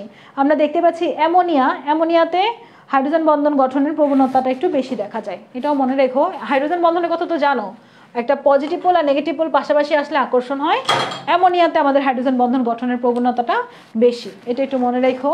এরপর আমরা চলে যাচ্ছি পরবর্তী কোশ্চেন, কোন মৌলের ক্ষেত্রে 5 জারণ অবস্থা গঠিত হয় না? 5 জারণ অবস্থা আমাদের, এটা তোমাদের বইতে লাইন আছে, লাইনটা এরকম ছিল যে PCl3 গঠিত হয়, সাথে PCl5ও গঠিত হয়, কিন্তু NCl3 গঠিত হইলেও NCl5 গঠিত হয় না কেন? এরকম একটা ব্যাখ্যা তোমাদের বইতে কিন্তু হেডলাইন বড় করে দেওয়া আছে হাজারি স্যারের বইতে। তাহলে NCl5 গঠিত হয় না, কি গঠিত হয় না বলো তো? এটা আরো অনেক ডিটেলস করে তোমার, এটাতে 3D অরবিটাল আছে, এটা অষ্টক সম্প্রসারণ সম্ভব, ফসফরাসের অষ্টক সম্প্রসারণ সম্ভব, কারণ তার 3D অরবিটাল, খালি ফাঁকা ডি অরবিটাল আছে। নাইট্রোজেনের আকার ছোট, নাইট্রোজেনের ফাঁকা ডি অরবিটাল নাই, তাই তার অষ্টক সম্প্রসারণ না, ডিটেলসে বলা যায়, বুঝছো? আপাতত দেখো এই জায়গাতে নাইট্রোজেন, এটা হচ্ছে আমাদের 5 জারণ অবস্থা দেখায় না। নিচের কোনটা 5 জারণ অবস্থা দেখায় না? দ্রুত একটু অ্যান্সারটা দাও তো বাচ্চারা, নিচের কোনটা 5 জারণ অবস্থা দেখায় না? আমাদের অ্যান্সারটা কিন্তু হবে NCl5, বুঝছো? এরপর আমরা পরবর্তী কোশ্চেনে যাব। পরবর্তী কোশ্চেনটা কি আছে আমাদের? নিম্নের কোনটি জিঙ্কের ইলেকট্রন বিন্যাস? এটা একটু ইলেকট্রন বিন্যাস করে আমাকে জানাও তো, নিম্নের কোনটা জিঙ্কের ইলেকট্রন বিন্যাস? হ্যাঁ, অষ্টক সম্প্রসারণ সম্ভব না, নাইট্রোজেন তো দ্বিতীয় কক্ষপথের না, দ্বিতীয় কক্ষপথের হলে তো তার আকার ছোট, ইভেন 2 নম্বর কক্ষপথে তো আমরা 3D অরবিটাল বলতে কোনো অরবিটালই পাই না, যেহেতু 3D অরবিটাল বলতে কোনো অরবিটাল নাই, তাই তার অষ্টক সম্প্রসারণ সম্ভব না, এই জন্য আমরা 5-এ যাইতে পারি না। নিম্নের কোনটা জিঙ্কের ইলেকট্রন বিন্যাস? সেটা একদমই সহজ, জিঙ্কের ক্ষেত্রে D10 হয়ে যায়, মনে আছে তোমাদের?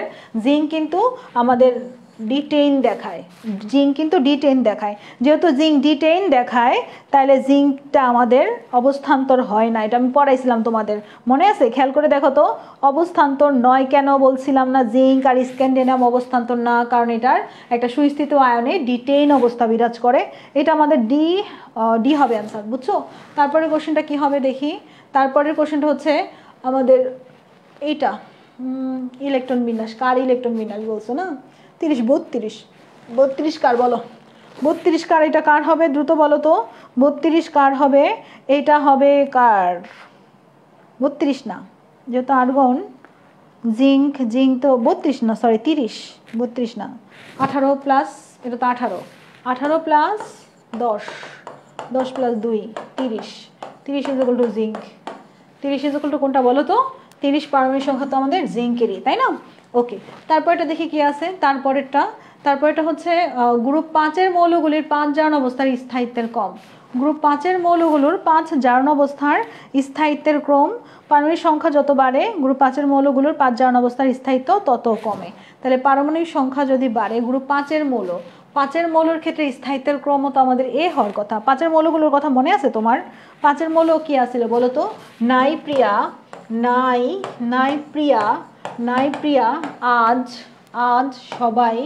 আজ সবাই বিরহে, নাইপ্রিয়া আজ সবাই বিরহে। তাহলে নাইট্রোজেন এটা শুরুতে আমাদের জারণ অবস্থায় স্থায়িত্বের কম, মানে যা তোমার আকার যত বড় হইতে থাকে, পিছনের দিকে কিন্তু আকার বড় হচ্ছে, আর আকার যত বড় হইতে থাকে তাদের কিন্তু স্থায়িত্ব কমতে থাকে, আকার বড় হইতে থাকলে স্থায়িত্ব কমতে থাকে। তাহলে আমাদের অ্যান্সারটা কিন্তু এ হবে। অ্যান্সারটা কত হবে বলো তো? অ্যান্সারটা এ হবে। এরপর আমাদের কি আছে? পর্যায় সারণীতে নিকেলের অবস্থান কোথায়? পর্যায় সারণীতে নিকেলের অবস্থান, একটু আগে আমরা নিকেলের ইলেকট্রন বিন্যাস করলাম না? দেখো একই রকম কোশ্চেন বারবারই আসতেছে। একটু আগে কিন্তু আমরা নিকেলের ইলেকট্রন বিন্যাস করছি। ইলেকট্রন বিন্যাস করার পরে এটা তুমি পাবা যে চতুর্থ পর্যায়ে 8 নম্বর গ্রুপে থাকবে, বুঝছো? চতুর্থ পর্যায়ে থাকবে, 8 নম্বর গ্রুপে থাকবে। নিকেলের কত ছিল? নিকেলের 28 ছিল। 28 ইলেকট্রন বিন্যাস করো, এটা তোমরা বের করতে পারবে এখন। 28 ইলেকট্রন বিন্যাস করার পরে দেখবা যে এটা তোমার চতুর্থ পর্যায়ে চলে যাচ্ছে। চতুর্থ পর্যায়ে, শেষ কক্ষপথ চতুর্থ। 1s2, 2s2, 2p6, 3s2, 3p6, 3d ফাঁকা, 4s। এবার দেখি আমরা কত টোটাল। 10 আর 18 আর আমাদের হাতে আছে কত? হাতে আছে 10। যেহেতু আমাদের হাতে 10 আছে, 10 থাকলে আমরা এখানে যদি 2 দেই তাহলে এখানে তো অবশ্যই 8 হবে। যদি 2 দাও তাহলে 8 হবে। ওকে, চতুর্থ পর্যায়ে হবে। এখানে তো চতুর্থ পর্যায়ে আছে। টোটাল কত হইলো আমাদের? টোটাল তো আমাদের 10ই হইলো, তাই না? কারণ আমরা যদি এখান থেকে সরাই দেই, আচ্ছা অ্যান্সার আমাদের হচ্ছে নিকেল 2+ করলে এটা সরাই দিয়ে হবে। এরপর তো 8টা দেখাইছিলাম। চতুর্থ পর্যায়ে গ্রুপ 8 নেওয়া হয়েছে, এটা বুঝছো? এটা চতুর্থ 10 তো হয় না, গ্রুপ তো 10 নাই। গ্রুপ যেহেতু 10 নাই তাহলে তো গ্রুপ 8, তাহলে গ্রুপ 8 হয়েছে অ্যান্সার, বি হবে অ্যান্সার। তাহলে চলে যাবো আমরা এখান থেকে, আর কিছু না। তারপরে দেখি কি আছে আমাদের। ভি এর মৌলসমূহের পারমাণবিক সংখ্যা বৃদ্ধির ক্ষেত্রে আয়নীকরণ শক্তির কি হয়? গ্রুপ 5 এর মৌলসমূহের পারমাণবিক সংখ্যা বৃদ্ধির সাথে সাথে আয়নীকরণ শক্তির কি ঘটে?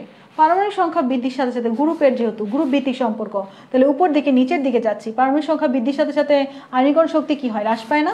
আয়নীকরণ শক্তি কি হয় বলো তো? পারমাণবিক সংখ্যা বৃদ্ধির সাথে সাথে আয়নীকরণ শক্তি কি হয়? তাড়াতাড়ি বলো। আচ্ছা, পারমাণবিক সংখ্যা বৃদ্ধির সাথে সাথে আয়নীকরণ শক্তির কি হয়? পারমাণবিক সংখ্যা বৃদ্ধির সাথে সাথে আয়নীকরণ শক্তি কি হ্রাস পাবে না? হ্রাস পাবে। উপর থেকে নিচের দিকে পারমাণবিক সংখ্যা বৃদ্ধির সাথে সাথে আয়নীকরণ শক্তিটা কিন্তু আমাদের হ্রাস পেয়ে যাবে। পারমাণবিক সংখ্যা বৃদ্ধির সাথে সাথে আয়নীকরণ শক্তি হ্রাস পায়। কোনটিকে বিজারণ ধর্ম সম্পন্ন বলা হয়? বিজারণ ধর্ম, বিজারণ ধর্ম, বিজারণ ধর্ম সম্পন্ন কোনটা বলো তো দেখি তো, এটা পারো কিনা? এইটার অ্যান্সারটা কি হবে বলো? কোনটাকে বিজারণ ধর্ম সম্পন্ন বলা হয়? বিজারণ ধর্ম সম্পন্ন হচ্ছে হ্যালোজেন। হ্যালোজেন তোমার হচ্ছে তীব্র জারক, আর জারকের ধর্মই হচ্ছে বিজারণ। জারকের ধর্মই হচ্ছে বিজারণ। আমরা জানি যে বিজারক যারা, বিজারক, বিজারক, বিজারক কারা? বিজারক হচ্ছে গ্রুপ 1। বিজারক যারা তারা ইলেকট্রন ছাড়ে, ইলেকট্রন দান করে, আর ইলেকট্রন দান করাকে বলা হয় জারণ। ইলেকট্রন দান করাকে বলা হয় জারণ, অর্থাৎ গ্রুপ 1 এর হয় জারণ। আর যারা জারক, জারক, জারক হচ্ছে গ্রুপ কত? গ্রুপ 17, তাই না? 17 বা 7 যেটাই বলো। তাহলে এটার হচ্ছে ইলেকট্রন গ্রহণ করার প্রবণতা, আর ইলেকট্রন গ্রহণ মানেই হচ্ছে বিজারণ। গ্রহণ মানে বিজারণ। তাহলে এটা হ্যালোজেন হবে অ্যান্সার। কি হবে অ্যান্সার বলো তো? এটা হচ্ছে হ্যালোজেন হবে অ্যান্সার। হ্যালোজেন, বি হবে অ্যান্সার। ঠিক আছে, কিন্তু কোশ্চেনটা যদি ঘুরাই করতো, কোশ্চেনটা যদি বলতো কোনটিকে জারণ ধর্ম সম্পূর্ণ বলা হয়, কোনটাকে জারণ ধর্ম সম্পূর্ণ বলা হয়, আসতেই পারে ঘুরাইয়া। জারণ ধর্ম সম্পূর্ণ বললে অ্যান্সার হয়তো ক্ষার ধাতু। আর যেহেতু বলা হয়েছে কোনটাকে বিজারণ ধর্ম সম্পূর্ণ বলা হয়, তাহলে অ্যান্সার হবে হ্যালোজেন। কোনটাকে বিজারণ ধর্ম সম্পূর্ণ বলা হয়, অ্যান্সার হবে হ্যালোজেন। এরপর দেখো পানির অণুর গঠন, এটা আমি পড়াইছি। পানির অণুর গঠনটা কীরকম? পানির অণুর গঠন কীরকম বলো? পানির অণুটা কীরকম গঠন দেখায়? পানির অণুর গঠন আমরা তো এই জায়গাতে তোমার পানির সংকরায়ন দেখাইছি, পানির সংকরায়নের কোণের মান কত, এগুলো দেখাইছি, তাই না? পানির অণুর গঠন কি হবে? এটার অ্যান্সারটা কি হবে বলো? পানির অণুর গঠন হচ্ছে বক্রকৌণিক না, যেরকম না, পানির অণুর গঠনটা এরকম না, এরকম না, এরকম।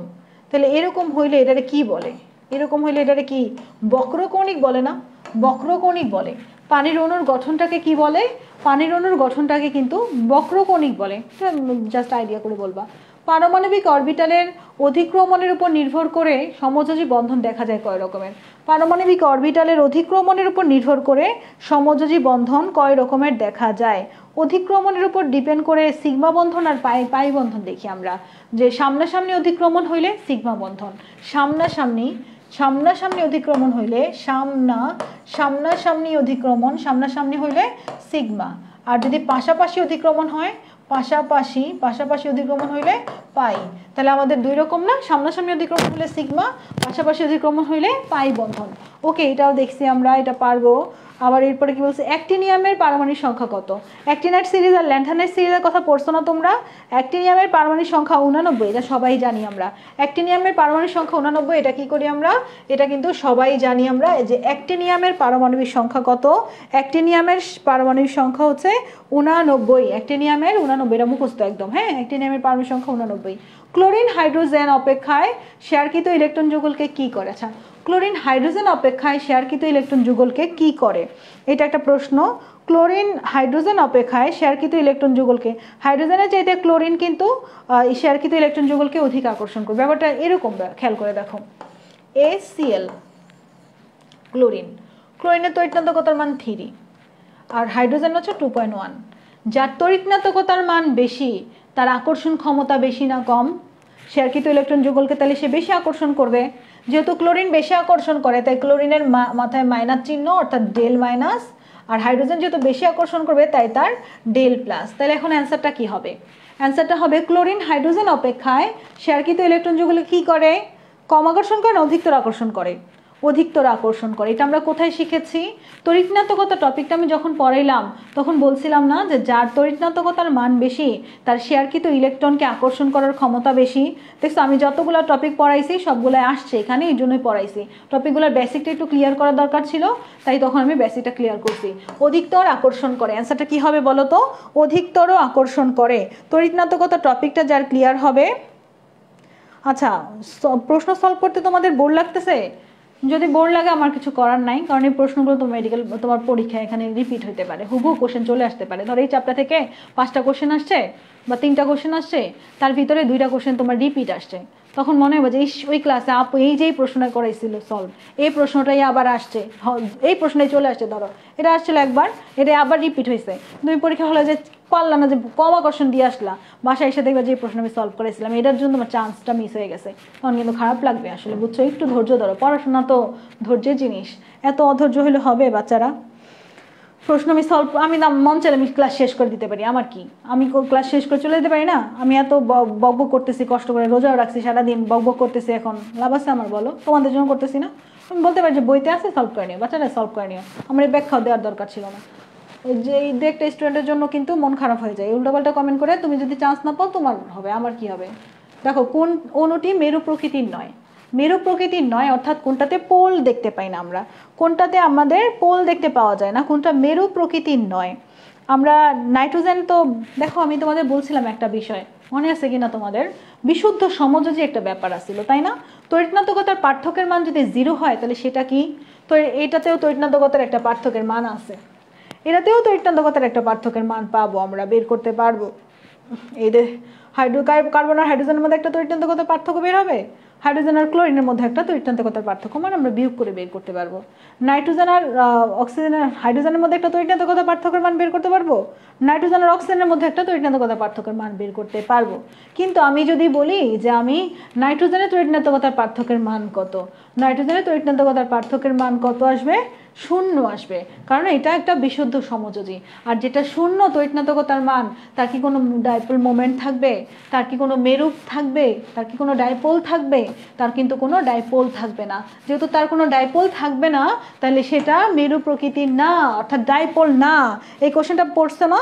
এই কোশ্চেনটা কিন্তু ক্লিয়ার, সি। হ্যাঁ দেখছো, এটা সি, তোমরা বুঝছো না? ওকে, এটা অ্যান্সারটা কিন্তু সি হবে। কেন অ্যান্সারটা সি হচ্ছে? কারণ আমাদের হচ্ছে এখানে নাইট্রোজেন হচ্ছে N2। ইভেন খালি নাইট্রোজেন না, অপশনে যদি নাইট্রোজেন ব্যতীত Cl2 দেখতে পাও, O2 দেখতে পাও, I2 দেখতে পাও, Br2 দেখতে পাও, সবগুলাই কিন্তু এই প্রশ্নের অপশনে দিয়ে দিতে পারে। এটা চলে আসছিল 2010-11-তে, তোমাদের এই বছর দিতে পারে এই নাইট্রোজেনের জায়গায় অক্সিজেন দিয়ে দিতে পারে, নাইট্রোজেনের জায়গায় আয়োডিন দিয়ে দিতে পারে। তো আমি কিন্তু এটা শুরুতেই বলছিলাম, যাদের তড়িৎনাত্মকতার পার্থক্যের মান 0 তাদের কি নাই? তাদের কোনো পোল নাই, ডাইপোল নাই, তারা কি? তারা হচ্ছে বিশুদ্ধ সমযোজী। আর যারা বিশুদ্ধ সমযোজী তারা কি পোলার না নন পোলার? এই কনসেপ্টটা ক্লিয়ার করতে পারছে কিনা আমি বলো তো? তারা কি পোল? দেখো, তোমাদের একটা ক্লাস রেডি করার আগে আমাদের অনেক চিন্তা করতে হয় যে কোন প্রশ্নটা আসছে, কোন টপিকটা আমাদের ডিপ বোঝাইতে হবে, কোনটা আমাদের অল্প বোঝাইলে ছাড়া দেওয়া যাবে, সমস্যা নাই, কোনটা একটু ইজি আছে, পারবে বাচ্চারা, অনেক কিছু চিন্তা করতে হয়। আর যাদের কোনো ডাইপোল নাই তাদের কি কোনো ডাইপোল মোমেন্ট আছে বাচ্চারা? যাদের ডাইপোলই নাই তাদের ডাইপোল মোমেন্ট কত বলো তো? যাদের ডাইপোল নাই তাদের ডাইপোল মোমেন্ট কত? যাদের ডাইপোল নাই তাদের ডাইপোল মোমেন্ট কিন্তু, হ্যাঁ, যারা দ্বিপরমাণুক তারাই দ্বিপরমাণু কোনো, তাদেরই তড়িৎনাত্মকতার পার্থক্যের মান 0। আর 0 হইলে তাদের কি নাই? ডাইপোল নাই, তারা নন পোলার, তাই না, বিশুদ্ধ সমযোজী। আর নন পোলার যারা, তাদের আবার ডাইপোল মোমেন্ট কি, তাদের কোনো মোমেন্টও নাই, তাই না। দ্যাট মিনস এদের ডাইপোল মোমেন্টের মানও কত হবে, এদের ডাইপোল মোমেন্টের মানও কিন্তু 0 হবে। তাহলে পরীক্ষা যদি প্রশ্ন আসে নিচের কোনটা ডাইপোল মোমেন্টের মান 0, তাদের অ্যান্সার কি হবে বলো তো, এটাই হবে। এখানে যদি প্রশ্ন করতো কোনটা ডাইপোল মোমেন্টের মান 0, তাহলেও কিন্তু আমি অ্যান্সারটা এটাই দিতাম। আবার কার ডাইপোল নাই, কোনটা মেরু প্রকৃতির না, সেটাও অ্যান্সারটা এটাই। তাহলে এই ব্যাপারটা আমি বোঝাইতে পারছি না, এই ব্যাপারটা বোঝাইতে পারছি। তোমরা যারা বলতেছিলা ডাইপোল মোমেন্টটা বোঝার নাই, এই ডাইপোল মোমেন্টের একটা কোশ্চেনের এই বেসিকটুকু যদি মাথায় নিয়ে যেতে পারো তাহলেও চলবে, বুঝছো। অনেক টাইম নিয়ে বোঝাইতে গেলে যদি আমি তোমার দরকারি জিনিস স্কিপ করি তার তো লাভ নাই। অ্যামোনিয়া অণুর আকৃতি কীরকম, অ্যামোনিয়া অণুর আকৃতি কীরকম তাড়াতাড়ি বলে, এটা পড়াইছি, তাড়াতাড়ি বলে এটার অ্যান্সারটা কি। অ্যামোনিয়া অণুর আকৃতি কীরকম, এটা ত্রিকোণীয় পিরামিড, তাই না, ত্রিকোণাকার পিরামিড। অ্যামোনিয়া অণুর আকৃতি ত্রিকোণাকার পিরামিড, এটা তোমাদের বইতে আছে। আমি বক্স দিছি না, যে বক্সটা পড়তে হবে, আকার আকৃতি পড়তে হবে, সংকরায়ন থেকে কি আসছে।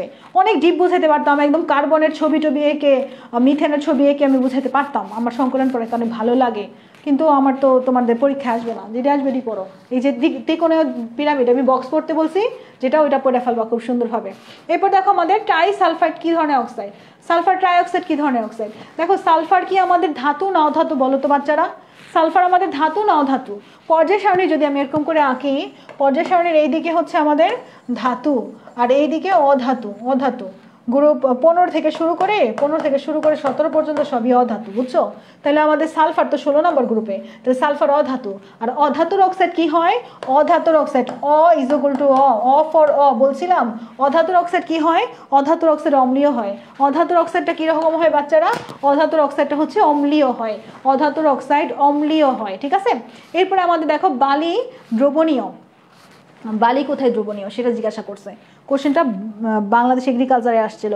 বালি কোথায় দ্রবণীয়, বালি কোথায় দ্রবণীয়, এটা সোডিয়াম কার্বনের সংযোগে উচ্চ তাপমাত্রা অ্যাসিডে যুক্ত। এটা অ্যান্সারটা মনে রাখো, এটা যদিও মনে হয় তোমাদের বইতে নাই এই টপিকটা, এটা সিলেবাস বহির্ভূত হইতে পারে এই টপিকটা, এটা 2002 আসছে তো অনেক আগে, তাও অ্যান্সারটা মনে রেখো যেহেতু আসছে।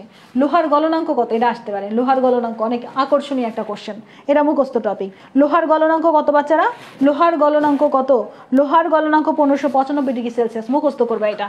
লোহার গলনাঙ্ক যদি কোশ্চেন রিপিট হয় তুলে দেয় প্রিভিয়াস কোশ্চেন, এটা দিয়ে দিতে পারে, এটা আকর্ষণীয় কোশ্চেন একটা। লোহার গলনাঙ্ক কত। এরপরে স্টেনাস অক্সাইড দ্রবীভূত হয় কোথায়, স্টেনাস অক্সাইড কোথায় দ্রবীভূত হয়, স্টেনাস অক্সাইড দ্রবীভূত হয় কোথায়, এটা অম্ল আর ক্ষারে দুইটাতেই দ্রবীভূত হয়। স্টেনাস অক্সাইড কোথায় দ্রবীভূত হয়, এটা যেহেতু উভয়ধর্মী অক্সাইড, তোমাদের মনে আছে না যে স্টেনাস অক্সাইড উভয়ধর্মী অক্সাইড, কতদিন বলছিলাম না, স্টেনাস অক্সাইড একটা অক্সাইডের একটা বক্স দিছিলাম মনে হয় তোমাদের পড়তে বলছিলাম, স্লাইডে ছিল। স্টেনাস অম্লধর্মী অক্সাইড, উভয়ধর্মী অক্সাইড, সবগুলো অক্সাইডের বক্স ছিল না, সেখানে স্টেনাস অক্সাইড কি ছিল, উভয়ধর্মী অক্সাইড। আর যেহেতু সে উভয়ধর্মী অক্সাইড তাহলে তো অম্ল ক্ষার দুইটাতেই দ্রবীভূত হবে। ওকে ঠিক আছে, তারপরে চলে যাব পরবর্তী কোশ্চেনে। সমযোজী বন্ধন দ্বারা গঠিত সালফিউরিক অ্যাসিডের অণুর কাঠামো কীরকম, সমযোজী বন্ধন দ্বারা গঠিত সালফিউরিক অ্যাসিডের অণুর কাঠামো কীরকম। সমযোজী বন্ধন দ্বারা গঠিত সালফিউরিক অ্যাসিডের অণুর কাঠামোটা হচ্ছে আমাদের চতুস্তলকীয়, বুঝছো। সমযোজী বন্ধন দ্বারা গঠিত সালফিউরিক অ্যাসিডের, সালফিউরিক অ্যাসিডটা কি H2SO4 তাই না, এটা চতুস্তলকীয়, মনে রেখো এটা। সালফিউরিক অ্যাসিডের অণুর কাঠামো চতুস্তলকীয়, এটা চতুস্তলকীয় কাঠামো, কারণ এই সালফিউরিক অ্যাসিডের মধ্যে আমাদের sp3 সংকরণ হয়, এটা লিখে রাখো জাস্ট খালি, sp3 সংকরণ হয় সালফিউরিক অ্যাসিডের, sp3 সংকরণ যাদের হয় তাদেরটাই চতুস্তলকীয় হয়। ওকে, এরপরে এটা মানে 2002 সালে আসছে যেগুলো, সেগুলো একটু কম ইম্পর্টেন্ট, তারপরও পরে রাখা ভালো। রেডনের পারমাণবিক সংখ্যা কত, এটা মুখস্থ। রেডনের পারমাণবিক সংখ্যা কত বলো তো, রেডনের পারমাণবিক সংখ্যা কত, রেডনের পারমাণবিক সংখ্যা 86, রেডনের পারমাণবিক সংখ্যা 86, যেগুলো বড় 86 80-র উপরে, যেগুলো 81-র উপরে, ওগুলো কিন্তু তেজস্ক্রিয় হয়। এরপর আসো আমাদের জিঙ্ক কোন বর্ণের, দেখছো বর্ণ ইম্পর্টেন্ট, বর্ণ থেকে পরীক্ষাতে প্রশ্ন ভালোই আসছে। বর্ণ এটা বর্ণহীন, জিঙ্ক, জিঙ্ক তোমার হচ্ছে শেষ অরবিটালটা তো পূর্ণ থাকে, 10টা থাকে না, এটা বর্ণহীন, জিঙ্ক বর্ণহীন, বুঝছো, এটা খালি অরবিটাল নাই, এই জন্য জিঙ্ক হচ্ছে ফাঁকা ডি অরবিটাল থাকে না, এটা বর্ণহীন হয়ে যায়। তারপর আমাদের বিভিন্ন যৌগে কার্বনের সংকরায়ন কত প্রকার, কার্বনের সংকরায়ন কত প্রকার বলো। সংকরায়ন থেকে খুব কঠিন ডিপ কোশ্চেন আসে না, এই জন্য সংকরায়ন খুব ডিপলি পড়াই নেই। সংকরায়ন আমরা কার্বনের সংকরায়ন কয়টা দেখতে পাই, sp2 sp3 সংকরণ দেখতে পাই, তাহলে অ্যান্সারটা হবে আমাদের 3, বুঝছো। কার্বনের সংকরায়ন কত প্রকার, sp3 সংকরণ। হ্যালাইড গঠনে হ্যালোজেনের সঙ্গে ধাতু, আচ্ছা এটা আমাদের একটা ক্রোমো আসছে, হ্যালাইড গঠনে হ্যালোজেনের ক্ষেত্রে যে ক্রোমোটা আসছে, এটা ক্রোমোটা কীরকম হবে, হ্যালাইড গঠনে হ্যালোজেনের সঙ্গে ধাতুর সক্রিয়তার ক্রোমো কোনটা, ধাতুর সক্রিয়তার ক্রম যদি বলা হয় তাহলে potassium sodium calcium magnesium aluminium হবে। Potassium sodium calcium magnesium aluminium হবে। এটা একটু ব্যতিক্রম, পটাশিয়ামটা বেশি এখানে, মানে ব্যাপারটা এরকম দেখো, হ্যালাইড গঠন, হ্যালাইড হ্যালোজেন গঠন, অর্থাৎ হ্যালাইড হিসেবে আমাদের যদি আমরা সোডিয়ামের সাথে সোডিয়াম আর hydride, sodium hydride, potassium hydride, এই টাইপের যৌগ যেগুলো আছে হ্যালোজেনের সাথে আমাদের এরা যুক্ত হওয়ার সময় এই ক্রমটা ফলো করে। এই ক্রমটা একটু মার্ক করো, এটা একটা ক্রমগুলো আসে বেশি, আমি তো তোমাদের অনেক ক্রম দিচ্ছি গত দিনও, এই ক্রমটা মার্ক করো। সোডিয়াম অ্যালুমিনেটের সংকেত কোনটা, এটাও মুখস্থ, তবে সোডিয়াম অ্যালুমিনেটের সংকেত তোমরা দেখাই বুঝবা। সোডিয়াম অ্যালুমিনেটের সংকেত কোনটা, সোডিয়াম অ্যালুমিনেটের সংকেত হচ্ছে NaAlO2, এই সংকেতটা মুখস্থ করো। আমি তোমাদের অনেকগুলো আকরিকের সংকেত মুখস্থ করতে বলছিলাম না, এই যে এরকম কিছু সংকেত আসে বলে প্রথম ক্লাসে আমি তোমাদের অনেকগুলো আকরিকের সংকেত মুখস্থ করতে বলছিলাম। কোন ক্লোরাইড সর্বাধিক আয়নিক, এই জায়গার মধ্যে সর্বাধিক আয়নিক ক্লোরাইড কোনটা, একটা প্রশ্ন আসছে, নিচের কোন ক্লোরাইডটা সর্বাধিক আয়নিক। এইটা সর্বাধিক আয়নিকের ক্রম হচ্ছে তোমার আমাদের সবচেয়ে বেশি আয়নিক কোনটা, সবচেয়ে বেশি আয়নিক BiCl3, আর সবচেয়ে কম আয়নিক হচ্ছে PCl3, বুঝছো। আমাদের BiCl3 পরে আমরা সিকোয়েন্স অনুযায়ী সাজাই, প্রথমে হচ্ছে আমাদের BiCl3 হবে এটা, তারপরে হচ্ছে SbCl3, তারপরে হচ্ছে আমাদের AsCl3, তারপর লাস্টে যা হচ্ছে PCl3। মানে এই ক্রমগুলো আমাদের একটু জানতে হবে। তাহলে এটার অ্যান্সারটা কীরকম হবে বলো তো, এটার অ্যান্সারটা কী হবে তাড়াতাড়ি একটু বলো আমাকে। আচ্ছা, এটার অ্যান্সারটা কি হবে, এটার অ্যান্সারটা আমাদের বি হবে, বি, ঠিক আছে, এটার অ্যান্সারটা আমাদের বি হবে। তারপরে কি আছে, তারপরে হচ্ছে আমাদের কোন যৌগটি ক্লোরিন, আচ্ছা কোন যৌগস্থ ক্লোরিনের ইলেকট্রন বিন্যাস, আচ্ছা এটা ইলেকট্রন বিন্যাসটা কোন যৌগের, এটাও আমাদের 2001 সালে আসছে। যাই হোক, আমাদের আর দু একটা কোশ্চেন আছে, এগুলো একটু সলভ করাই দিই তোমাদের। এইখানে আমাদের অ্যান্সারটা বি হবে, হ্যাঁ, এটার অ্যান্সারটা হচ্ছে আমাদের HClO2, এটার হচ্ছে ইলেকট্রন বিন্যাস। এখানে ক্লোরিনের যোজনই হচ্ছে 3। তুমি যদি বের করো, তুমি এখানে আমাদের লাস্ট কক্ষপথে কয়টা ইলেকট্রন আছে দেখো তো, লাস্ট কক্ষপথে হচ্ছে 3টা ইলেকট্রন আছে। তো আমি যদি এটাকে বের করি মান, জারণ মান বের করি, HClO2 জারণ মান বের করো তুমি, তাহলে আসে 1 আসে। আচ্ছা, আমাদের শেষ কক্ষপথে 5 আর কি, জারণ মান এই জায়গায় তো তোমার 2টা আছে, পিতে কয়টা আছে টোটাল, 1টা 2টা 3টা 4টা 5টা। আলটিমেটলি আমাদের আসলে বের করলে জারণ মান কত আসে দেখি, আমার ক্লোরিন হচ্ছে X, টোটাল হচ্ছে -2 × 2, টোটাল আলটিমেটলি 5 আসে, তাই না, 5 আসে মান। যেহেতু 5 আসতেছে, শেষ কক্ষপথে কত আছে দেখো হিসাব করে, আমাদের 2 আর হচ্ছে 1 2 3 টোটাল 5 আসে। ঠিক আছে, আমাদের 2, এটাই হবে অ্যান্সার, বুঝছো, এটাই হবে আমাদের লাস্ট কক্ষপথের মান হিসেবে অ্যান্সার। পি এর মানগুলো খালি নিছি, বুঝছো। তারপরে কি আছে আমাদের টোটাল এই জায়গায় একটা কোশ্চেন, কোন পরমাণুর যোদ্যতা স্তরে একাধিক ভিন্ন শক্তির অরবিটাল মিশ্রিত হয়ে সমশক্তির অরবিটাল সম্পন্ন হওয়ার প্রক্রিয়াকে কি বলে, এটা হচ্ছে সংকরায়ন প্রক্রিয়া। সংকরায়নের সংজ্ঞাটা এরকম ছিল যে ভিন্ন শক্তির অরবিটালরা মিলিত হয়ে সমশক্তির অরবিটাল তৈরির যে প্রক্রিয়া, এটা হচ্ছে, ওকে ঠিক আছে, এটা হচ্ছে আমাদের সংকরায়ন প্রক্রিয়া। হ্যাঁ, তারপরে আমাদের কোন যৌগে হাইড্রোজেন বন্ধন থাকলে তার স্ফুটনাঙ্ক কীরকম হবে, কোনো যৌগে যদি হাইড্রোজেন বন্ধন থাকে তাহলে তার স্ফুটনাঙ্ক কীরকম হয়, কোনো যৌগে হাইড্রোজেন বন্ধন থাকলে হাইড্রোজেন বন্ধনের স্ফুটনাঙ্ক কীরকম হয়, হাইড্রোজেন বন্ধন থাকলে স্ফুটনাঙ্কটা বেশি হয়, বুঝছো। হাইড্রোজেন বন্ধনের কারণে সমযোজী যৌগের গলনাঙ্ক স্ফুটনাঙ্কটা বেড়ে যায়, হাইড্রোজেন বন্ধন যেখানে তার স্ফুটনাঙ্কটা বাড়ে। হাইড্রোজেন বন্ধন থাকলে, এটা একটা ইম্পর্টেন্ট একটা লাইন, যেখানে হাইড্রোজেন বন্ধন যেখানে, সেখানে গলনাঙ্ক স্ফুটনাঙ্কটা কি হয়, বেড়ে যায়। এই কমন কোশ্চেন একটু মনে রেখো, হাইড্রোজেন বন্ধন যেখানে, সেখানে তার গলনাঙ্ক স্ফুটনাঙ্কটা কি হয়, বেড়ে যায়। তারপর কি বলছে, ষষ্ঠ পর্যায়ে IB এর তে মৌলের সংখ্যা কত, এই বি আছে, যেহেতু বি আছে মানে আমাদের এখানে কি আছে, বি আছে মানেই আমরা ষষ্ঠ পর্যায়ে ল্যান্থানাইট সিরিজের কথা বুঝবো। বি আছে মানে হচ্ছে 3D অরবিটালে গেছে, আর 3 নম্বর বি, তাহলে এটা ল্যান্থানাইট সিরিজকে বুঝাইছে। দেখো ল্যান্থানাইট সিরিজ এবং অ্যাক্টিনাইট সিরিজ, ল্যান্থানাইট আর অ্যাক্টিনাইট সিরিজের মৌলের সংখ্যা কয়টা করে, 15টা করে না, মৌলের সংখ্যা হচ্ছে 15টা করে। ল্যান্থানাইট সিরিজেও 15টা, অ্যাক্টিনাইট সিরিজেও 15টা। ল্যান্থানাইট সিরিজে মৌলের সংখ্যা কয়টা, 15টা, অ্যাক্টিনাইট সিরিজেও মৌলের সংখ্যা 15টা। আমাদের আর 5-6টা কোশ্চেন আছে, একটু ধৈর্য ধরো, আমি 5-6টা কোশ্চেন শেষ করাই দিই, তাইলে হয়ে যাবে। আন্তঃআণবিক ভ্যান ডার ওয়ালস আকর্ষণ কোন অণুসমূহের মধ্যে সবচাইতে বেশি, ভ্যান ডার ওয়ালস আকর্ষণ কোন অণুসমূহের মধ্যে সবচাইতে বেশি, বলতো ভ্যান ডার ওয়ালস আকর্ষণের একটা ক্রম আমি তোমাদের দিয়েছিলাম কিনা মনে করে দেখো তো, ভ্যান ডার ওয়ালস আকর্ষণের ক্রমটা বাড়ে কোন দিকে, এমন একটা প্রশ্ন আমি তোমাদের কিন্তু পড়াইছিলাম। এটার অ্যান্সারটা কি হবে বলো তো? আকার যত বাড়ে ভ্যান ডার ওয়ালস আকর্ষণের ক্রম তত বাড়ে। তোমাদের কি মনে আছে আমি বলছিলাম যে নর্মালি সিকোয়েন্সটা এরকম, fluorine chlorine bromine iodine, normally সিকোয়েন্সটা এরকম হয়, গতকালকে বলছিলাম। কিন্তু কিছু ক্ষেত্রে সিকোয়েন্সটা এরকমও হতে পারে।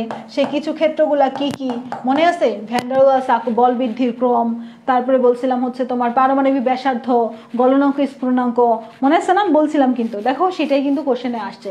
অর্থাৎ ক্লাসে যা বলছি সেই বেসিকগুলো একটু মাথার ভিতরে সেট করে যদি পরীক্ষার হলে যেতে পারো তোমার বেশি পড়তে হবে না। অনেকেই বলতেছো যে দাগানো লাইন বা ক্লাসের বাইরে পড়তে হবে কিনা, ক্লাসে যা বলছি সেগুলো একটু ভালো করে মাথার ভিতরে রাখো। তাহলে এই জায়গাতে ভ্যান ডার ওয়ালস বল কোথায় বাড়বে? আমরা দেখতেছি ভ্যান ডার ওয়ালস বল কিন্তু উপর থেকে নিচের দিকে গেলে বাড়ে। দ্যাট মিনস অ্যান্সারটা কি হবে?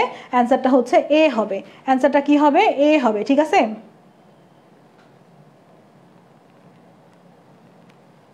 আচ্ছা তারপর কি আছে দেখো তো? এই জায়গাতে কি আছে? এইখানে আর কিছু নাই। আমাদের এই যে সংকেতটা, এটা কোন সংকেত বলো তো? এটা কিসের সংকেত? এইটা একটা অ্যাসিডের সংকেত। এইটা আসতে পারে, একটা সংকেত আসছে, এই অ্যাসিডের সংকেতটা কোনটা বলো তো? দ্রুত এখানে কোনটা হবে অ্যান্সার? এই জায়গাতে এটা হচ্ছে পাইরোফসফরিক অ্যাসিড। একদম মুখস্থ করে ফেলবা পাইরোফসফরিক। তোমাদের বইতে দেখো চ্যাপ্টারের শেষে অনেকগুলো অ্যাসিডের সংকেত দেওয়া আছে, এটা হচ্ছে পাইরোফসফরিক অ্যাসিড। অ্যান্সারটা কি হবে বলো তো? এটার অ্যান্সারটা হচ্ছে পাইরোফসফরিক অ্যাসিড। এটার অ্যান্সারটা পাইরোফসফরিক অ্যাসিড। ঠিক আছে, তারপর আমাদের কি আছে? কোনটি ধাতব ধর্ম সবচেয়ে কম? নিচের কোনটাতে ধাতব ধর্ম সবচেয়ে কম? দ্রুত বলো তো কোনটাতে ধাতব ধর্ম সবচেয়ে কম? আমরা কিন্তু এটা ফাজান্সের ল দিয়ে পড়াইতে পারি না। ধাতব ধর্ম আমরা জানি নর্মালি ধাতব ক্যারেক্টার যারা, ধাতু যারা, তারা হচ্ছে তোমার আয়নিক ক্যারেক্টার দেখায়। কিন্তু একটা আছে যেটা আয়নিক ক্যারেক্টার দেখায় কম, সেটা কোনটা? এটা পড়ছো না? আজকে তো পড়াইলাম। সেটা হচ্ছে অ্যালুমিনিয়াম। এটা কি হবে অ্যান্সার বলো তো? এটা হচ্ছে অ্যালুমিনিয়াম। ধাতব ধর্ম সবচেয়ে কম কোনটা? সমস্যা কোনো? ধাতব ধর্ম সবচেয়ে কম কার বলো তো? অ্যান্সারটা কি হবে দ্রুত বলো? নিচের কোনটার ধাতব ধর্ম সবচেয়ে কম? ধাতব ধর্ম সবচেয়ে কম হচ্ছে অ্যালুমিনিয়ামের। ধাতব ধর্ম সবচেয়ে কম অ্যালুমিনিয়ামের। ওকে, তারপরে আমাদের আরেকটা কোশ্চেন কি আছে দেখি আমরা। আরেকটা কোশ্চেন কোনটা সঠিক? এটা বড় কোশ্চেন অনেক, যদিও এরকম কোশ্চেন আসবে কিনা এই বছর, এটা আগে আসছিল। এখানে কোনটা সঠিক বলছে দেখো। এই জায়গাতে আমাদের পর্যায় সারণীতে বাম থেকে ডান দিকে অগ্রসর হলে মৌলসমূহের তড়িৎ ধনাত্মক হ্রাস পায়। বাম থেকে ডান দিকে অগ্রসর হওয়ার সময় মৌলসমূহের তড়িৎ ধনাত্মকতা ততই হ্রাস পেতে থাকে। এটা ঠিক আছে, তড়িৎ ধনাত্মকতা হ্রাস পেয়ে তড়িৎ ঋণাত্মকতা হয় বাম থেকে ডান দিকে। বাম দিকের মৌলরা ধাতু আর ডান দিকের মৌলরা হচ্ছে অধাতু। ধাতুদের তড়িৎ ধনাত্মকতা বেশি আর আস্তে আস্তে তড়িৎ ঋণাত্মক হইতে থাকে, এটা কারেক্ট। তারপরে কোনটা সঠিক নয় বলছে, মানে কঠিন কোশ্চেন হয়েছে। পর্যায় সারণীতে উপরের দিক থেকে নিচের দিকে যতই যাওয়া যায় মৌলসমূহের তড়িৎ ধনাত্মকতা এবং পারমাণবিক আয়তন বৃদ্ধি পায়, পারমাণবিক আকার বৃদ্ধি পায়। সোজা কথা, উপর থেকে নিচের দিকে গেলে তো আকার বড়ই হবে, উপরের থেকে নিচের দিকে গেলে পর্যায় বাড়তে থাকে, আকার বড় হবে, এটাও কারেক্ট। পর্যায় সারণীতে একই পর্যায়ে বাম হতে ডান দিকে পারমাণবিক সংখ্যা বৃদ্ধির সাথে সাথে তড়িৎ ঋণাত্মকতা ও পারমাণবিক আয়তন বৃদ্ধি পায়।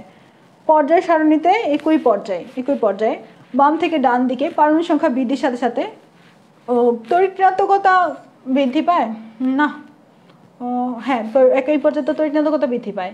তড়িৎ ঋণাত্মকতা বৃদ্ধি পায় কিন্তু পারমাণবিক আকারটা তো ছোট হয় একই পর্যায়ে।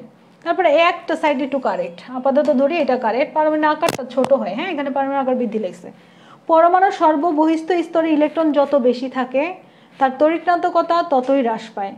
পরমাণুর সর্ববহিস্থ স্তরে ইলেকট্রন যত বেশি থাকে, পরমাণুর সর্ববহিস্থ স্তরে ইলেকট্রন যত বেশি থাকে, ইলেকট্রন কার বেশি?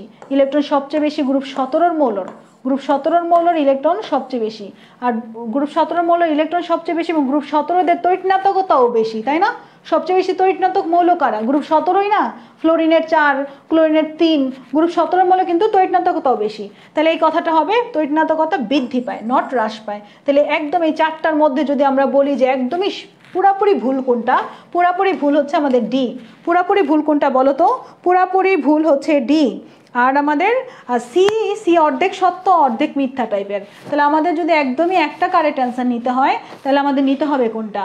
এটা কঠিন কোশ্চেন হইলে একটা কোশ্চেন হতে পারে, একটু চিন্তা করে অ্যান্সার দিতে হয়। মানে টোটাল পর্যায় সারণী বেসিক যার ক্লিয়ার আছে সেই এই প্রশ্নটার উত্তর দিতে পারবে। এটাও ঠিক আছে, এটাতে পারমাণবিক আকারটা ছোট হবে, হ্যাঁ, কিন্তু 50% ঠিক 50% ভুল। কিন্তু লাস্টেরটা টোটালি ভুল। অ্যান্সারটা কি হবে? হ্যাঁ, সিও ভুল, ঠিক আছে। সিতে পারমাণবিক আকার বৃদ্ধি না না ছোট হবে, পারমাণবিক আকারটা শর্ট হয়, কিন্তু এটার ক্ষেত্রে তড়িৎনাত্মকতার এই সাইডটা কিন্তু ঠিক আছে, তাই না? তাহলে অ্যান্সারটা আমরা যদি 100% অ্যান্সার নিতে বলি তাহলে কোনটা নিব? এটা মেডিকেল ভর্তি পরীক্ষার মতো করে কোশ্চেন এসে, একটু কঠিন কোশ্চেন এসে, এটা অ্যান্সারটা কি হবে? এটা অ্যান্সারটা ডি হবে, অ্যান্সারটা ডি হবে। তারপরে কপারের অবস্থান কোথায়? কপার তো ডি অরবিটালে গেছে, তাহলে বি হবে, বি আলাগোলা, তাহলে এ টাকা এটা দিয়ে আগেই। কপারের ইলেকট্রন বিন্যাসটা তো এর আগে আমরা করছিলাম, কপারের ইলেকট্রন বিন্যাসটা করো তো। কপারের ইলেকট্রন বিন্যাস করলে লাস্টে কত আসে বলো? কপারের পারমাণবিক সংখ্যা 29, যেহেতু 29 তাহলে আমাদের অবশ্যই চতুর্থ পর্যায়ে যাবে, 29 হলে চতুর্থ পর্যায়ে যাবে, চতুর্থ পর্যায়ে যাবে। এবং আমাদের অ্যান্সারটা শেষ কক্ষপথে একটা ইলেকট্রন থাকবে, একটা থাকলে তো আই বি হওয়ার সম্ভাবনা। 29 করো, পারমাণবিক সংখ্যা 29 দিয়ে করো, ইলেকট্রন বিন্যাস করো। 1s2 2s2 2p6 3s2 3p6 3d রাখলাম, 4s এ যাবে 1 আর 3d-তে যাবে 10, তাহলে আমাদের আছে 1, তাহলে 1 হইলে আমাদের চতুর্থ পর্যায়ে, চতুর্থ পর্যায়ে একটা আছে, তাহলে আই হবে, এবং যেহেতু ডি অরবিটালে গেছে তাহলে বি হবে, তাহলে অ্যান্সার হবে আমাদের সি। বলো অ্যান্সারটা কি হবে আমাদের? 29-এর অ্যান্সারটা কি হবে? তাড়াতাড়ি বলো, 29-এর অ্যান্সারটা আমাদের কি হবে? 29-এর অ্যান্সারটা আমাদের কি হবে? কপারের অবস্থান কোথায়? চতুর্থ পর্যায়ে আইবি গ্রুপ না? কপারের অবস্থান কোথায় বলো তো? চতুর্থ পর্যায়ে গ্রুপ হচ্ছে আইবি হবে, অ্যান্সারটা আমাদের সি হবে। ওকে, ঠিক আছে।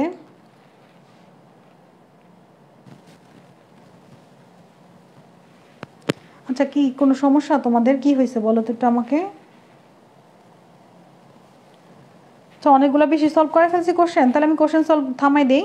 তোমাদের যদি মনে হয় যে কোশ্চেন সলভ অনেক বেশি হয়ে যাচ্ছে তাহলে আমার কোশ্চেন সলভ থামাই দিই আমি।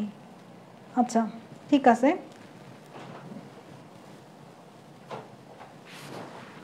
আচ্ছা, কোশ্চেন সলভ আমাদের শেষ দিকে একদম। হ্যাঁ, তোমরা যদি চাও যে এত কোশ্চেন সলভ করাবো না, আমার সমস্যা নাই, আমরা তোমার শেষ দিকে একদম একটা কোশ্চেন আছে, আর চলো একটা কোশ্চেন সলভ করে শেষ করে দিই, একটা দুইটা কোশ্চেন আছে। আচ্ছা, তোমরা এই চ্যাপ্টারটা বড়, আমি ভাবছিলাম তোমাদের কোশ্চেনগুলো আমি সলভ করে দিই তাহলে সুবিধা হবে। মৃত ক্ষারীয় ধাতুর কার্বনেটের মধ্যে কোনটা পানিতে দ্রবণীয়? দেখো, পানিতে দ্রবণীয় সেই হবে যার তোমার এটা ফাজান্সের রুলস দিয়ে বোঝাইতে হবে। আমরা ফাজান্সের রুলসে কি পড়ছিলাম? ফাজান্সের রুলসে পড়ছিলাম যে যার ক্যাটায়ন যত ছোট তার সমযোজী বৈশিষ্ট্য তত বেশি, তার পোলারায়ন তত বেশি, তাই না? যার ক্যাটায়ন যত ছোট তার সমযোজী বৈশিষ্ট্য তত বেশি, তার পোলারায়নও তত বেশি। তাহলে এই জায়গার মধ্যে আমাদের পোলারায়ন কার বেশি সেটা আগে একটু বলো তো আমাকে। পোলারায়ন এই জায়গাতে আমরা জানি যে বেরিলিয়াম, এই কোশ্চেনটা আসতে পারে, হ্যাঁ, এরকম টাইপের কোশ্চেন দিয়ে দিতে পারে। দেখো, বেরিলিয়াম, ম্যাগনেসিয়াম, ক্যালসিয়াম, স্ট্রনসিয়াম আর হচ্ছে বেরিয়াম, এর মধ্যে আমাদের বেরিলিয়ামের সমযোজী বৈশিষ্ট্য বেশি সবচেয়ে। দেখেন তো বেরিলিয়াম নাই, তাহলে ম্যাগনেসিয়ামের সমযোজী বৈশিষ্ট্য বেশি, ম্যাগনেসিয়ামের পরে ক্যালসিয়ামেরও সমযোজী বৈশিষ্ট্য বেশি, স্ট্রনসিয়ামেরও। কিন্তু বেরিয়ামের কি বেশি? বেরিয়ামের আয়নিক বৈশিষ্ট্য বেশি, আর যার আয়নিক বৈশিষ্ট্য বেশি তার পানিতে দ্রবণের ক্ষমতা কি বেশি? বেশি না? আয়নিক যৌগরাই কি পানিতে বেশি দ্রবীভূত হয় না বাচ্চারা? আয়নিক যৌগরাই কিন্তু পানিতে বেশি দ্রবীভূত হয়। আয়নিক যৌগরাই কি হয় বলো তো? আয়নিক যৌগরাই কিন্তু পানিতে বেশি দ্রবীভূত হয়। যেহেতু আয়নিক যৌগরা পানিতে বেশি দ্রবীভূত হয় তাহলে আমাদের অ্যান্সারটা কি হবে? তাড়াতাড়ি বলো। এখানে বলছে মৃত ক্ষারীয় ধাতুর কার্বনেটের মধ্যে, এখানে আমরা অনেকগুলো মৃত ধাতুর কার্বনেট দেখেছি, মানে এই ধাতুর কার্বনেটের মধ্যে কোনটা পানিতে দ্রবণীয়? এখন পানিতে দ্রবণীয় তুমি কেমনে বের করবা যদি ফাজান্সের রুলসটাই তুমি না জানো? ফাজান্সের রুলসে আমরা কি দেখছিলাম? ফাজান্সের রুলসে আমরা দেখছিলাম যে আমাদের সমযোজী ক্যারেক্টার তখনই বাড়ে যখন আকার ছোট হয়, যখন আকার বড় হয় তখন আয়নিক ক্যারেক্টার বেশি হয়। তাহলে আকার বড় কার? এগুলোর মধ্যে সবচেয়ে আকার বড় হচ্ছে বেরিয়ামের, তাহলে অ্যান্সার কি হবে? অ্যান্সার ডি হবে না? অ্যান্সার ডি হবে, ঠিক আছে, অ্যান্সার ডি হবে। দেখো, আমি তোমাদের ক্লাসে সব কোশ্চেন সলভ করাই দিলাম এই চ্যাপ্টারের। আমি চাইলে কোশ্চেন সলভ 10-12টা আমার কাছে যেগুলো সহজ সহজ মনে হইতো যে আমি একদম তাড়াতাড়ি ব্যাখ্যা দিয়ে সুন্দর করে চলে যেতে পারবো, আমি কিন্তু সেই টেকনিক করলে সহজ সহজ প্রশ্ন দিয়ে আমি ক্লাস শেষ করে দিতে পারতাম, কিন্তু তোমাদের আলটিমেটলি সব কোশ্চেন সলভ হইতো না। আমার কষ্ট হয়েছে সলভ করাইতে, তাও কিন্তু আমি একদম শেষ পর্যন্ত টানলাম। দেখো, স্বাভাবিক তাপমাত্রা ও চাপে তড়িৎযোজী যৌগ কি অবস্থায় থাকে? তড়িৎযোজী মানে তোমার হচ্ছে আয়নিক যৌগ। তাহলে আয়নিক যৌগরা স্বাভাবিক তাপমাত্রা ও চাপে কি অবস্থায় থাকে? আয়নিক যৌগরা কি স্বাভাবিক তাপমাত্রা ও চাপে কঠিন অবস্থায় থাকে না? আয়নিক যৌগরা স্বাভাবিক তাপমাত্রা ও চাপে কিন্তু কঠিন অবস্থায় থাকে। আয়নিক যৌগরা স্বাভাবিক তাপমাত্রায়, সব স্লাইডে শেষ করেন। আচ্ছা, আয়নিক যৌগরা স্বাভাবিক তাপমাত্রা ও চাপে কোন অবস্থায় থাকে? আয়নিক যৌগরা স্বাভাবিক তাপমাত্রা ও চাপে কোন অবস্থায় থাকে তাড়াতাড়ি বলো তো। আচ্ছা, অনুশীলনী এমসিকিউ পিডিএফটা একটু দাগাই দিয়েন। ওকে ঠিক আছে, কঠিন অবস্থায় থাকে, ঠিক আছে, এটা তো আমরা জানি যে আয়নিক যৌগরা কঠিন অবস্থায় থাকে, তাই না? তারপরে এখানে এই যে একটা কোশ্চেন আছে, এটা অ্যান্সার দাও। কোনটার ডাইপোল মোমেন্ট সর্বোচ্চ? এটা অ্যান্সার দাও। এটা অ্যান্সার দেওয়ার পরে আমি শেষ করে দিই ক্লাস। তাহলে কোনটার ডাইপোল মোমেন্টটা সর্বোচ্চ হয় বলো? কোনটার ডাইপোল মোমেন্ট সর্বোচ্চ? এই কোশ্চেনের অ্যান্সারটি একটু আমাকে দাও। আচ্ছা, আমরা এখন কোথায় আছি? এবার আসো আমাদের কোনটার ডাইপোল মোমেন্ট সর্বোচ্চ।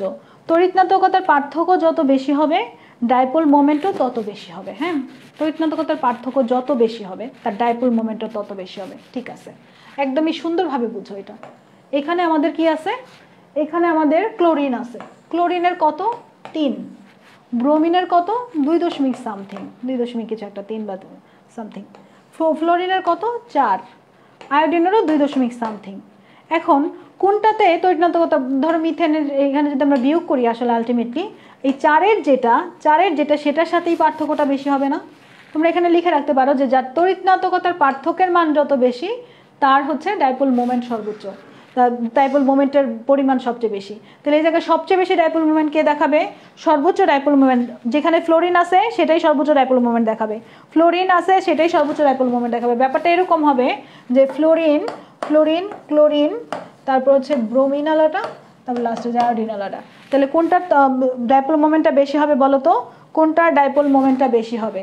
তাহলে আমাদের এখানে আলটিমেটলি ফ্লোরিন আলাটার ডাইপোল মোমেন্ট বেশি হবে। সি যেটা, সেটা ডাইপোল মোমেন্টটা আমাদের বেশি হবে। ঠিক আছে, তড়িৎনাত্মকতার সাথে ডাইপোল মোমেন্টের একটা সম্পর্ক আছে। নিচের কোন ধর্মটি ক্লোরিন, ব্রোমিন ও আয়োডিনের পারমাণবিক সংখ্যা বৃদ্ধির সাথে সাথে বৃদ্ধি পায়? আচ্ছা, ফ্লোরিন, ক্লোরিন, ব্রোমিন, আয়োডিন 17 নম্বর গ্রুপের উপর থেকে নিচের দিকে, উপর থেকে নিচের দিকে কি বৃদ্ধি পায়? উপর থেকে নিচের দিকে তড়িৎনাত্মকতা? না, উপর থেকে নিচের দিকে তড়িৎনাত্মকতা হ্রাস পায়। উপর থেকে নিচের দিকে কি বৃদ্ধি পায় বলো তো?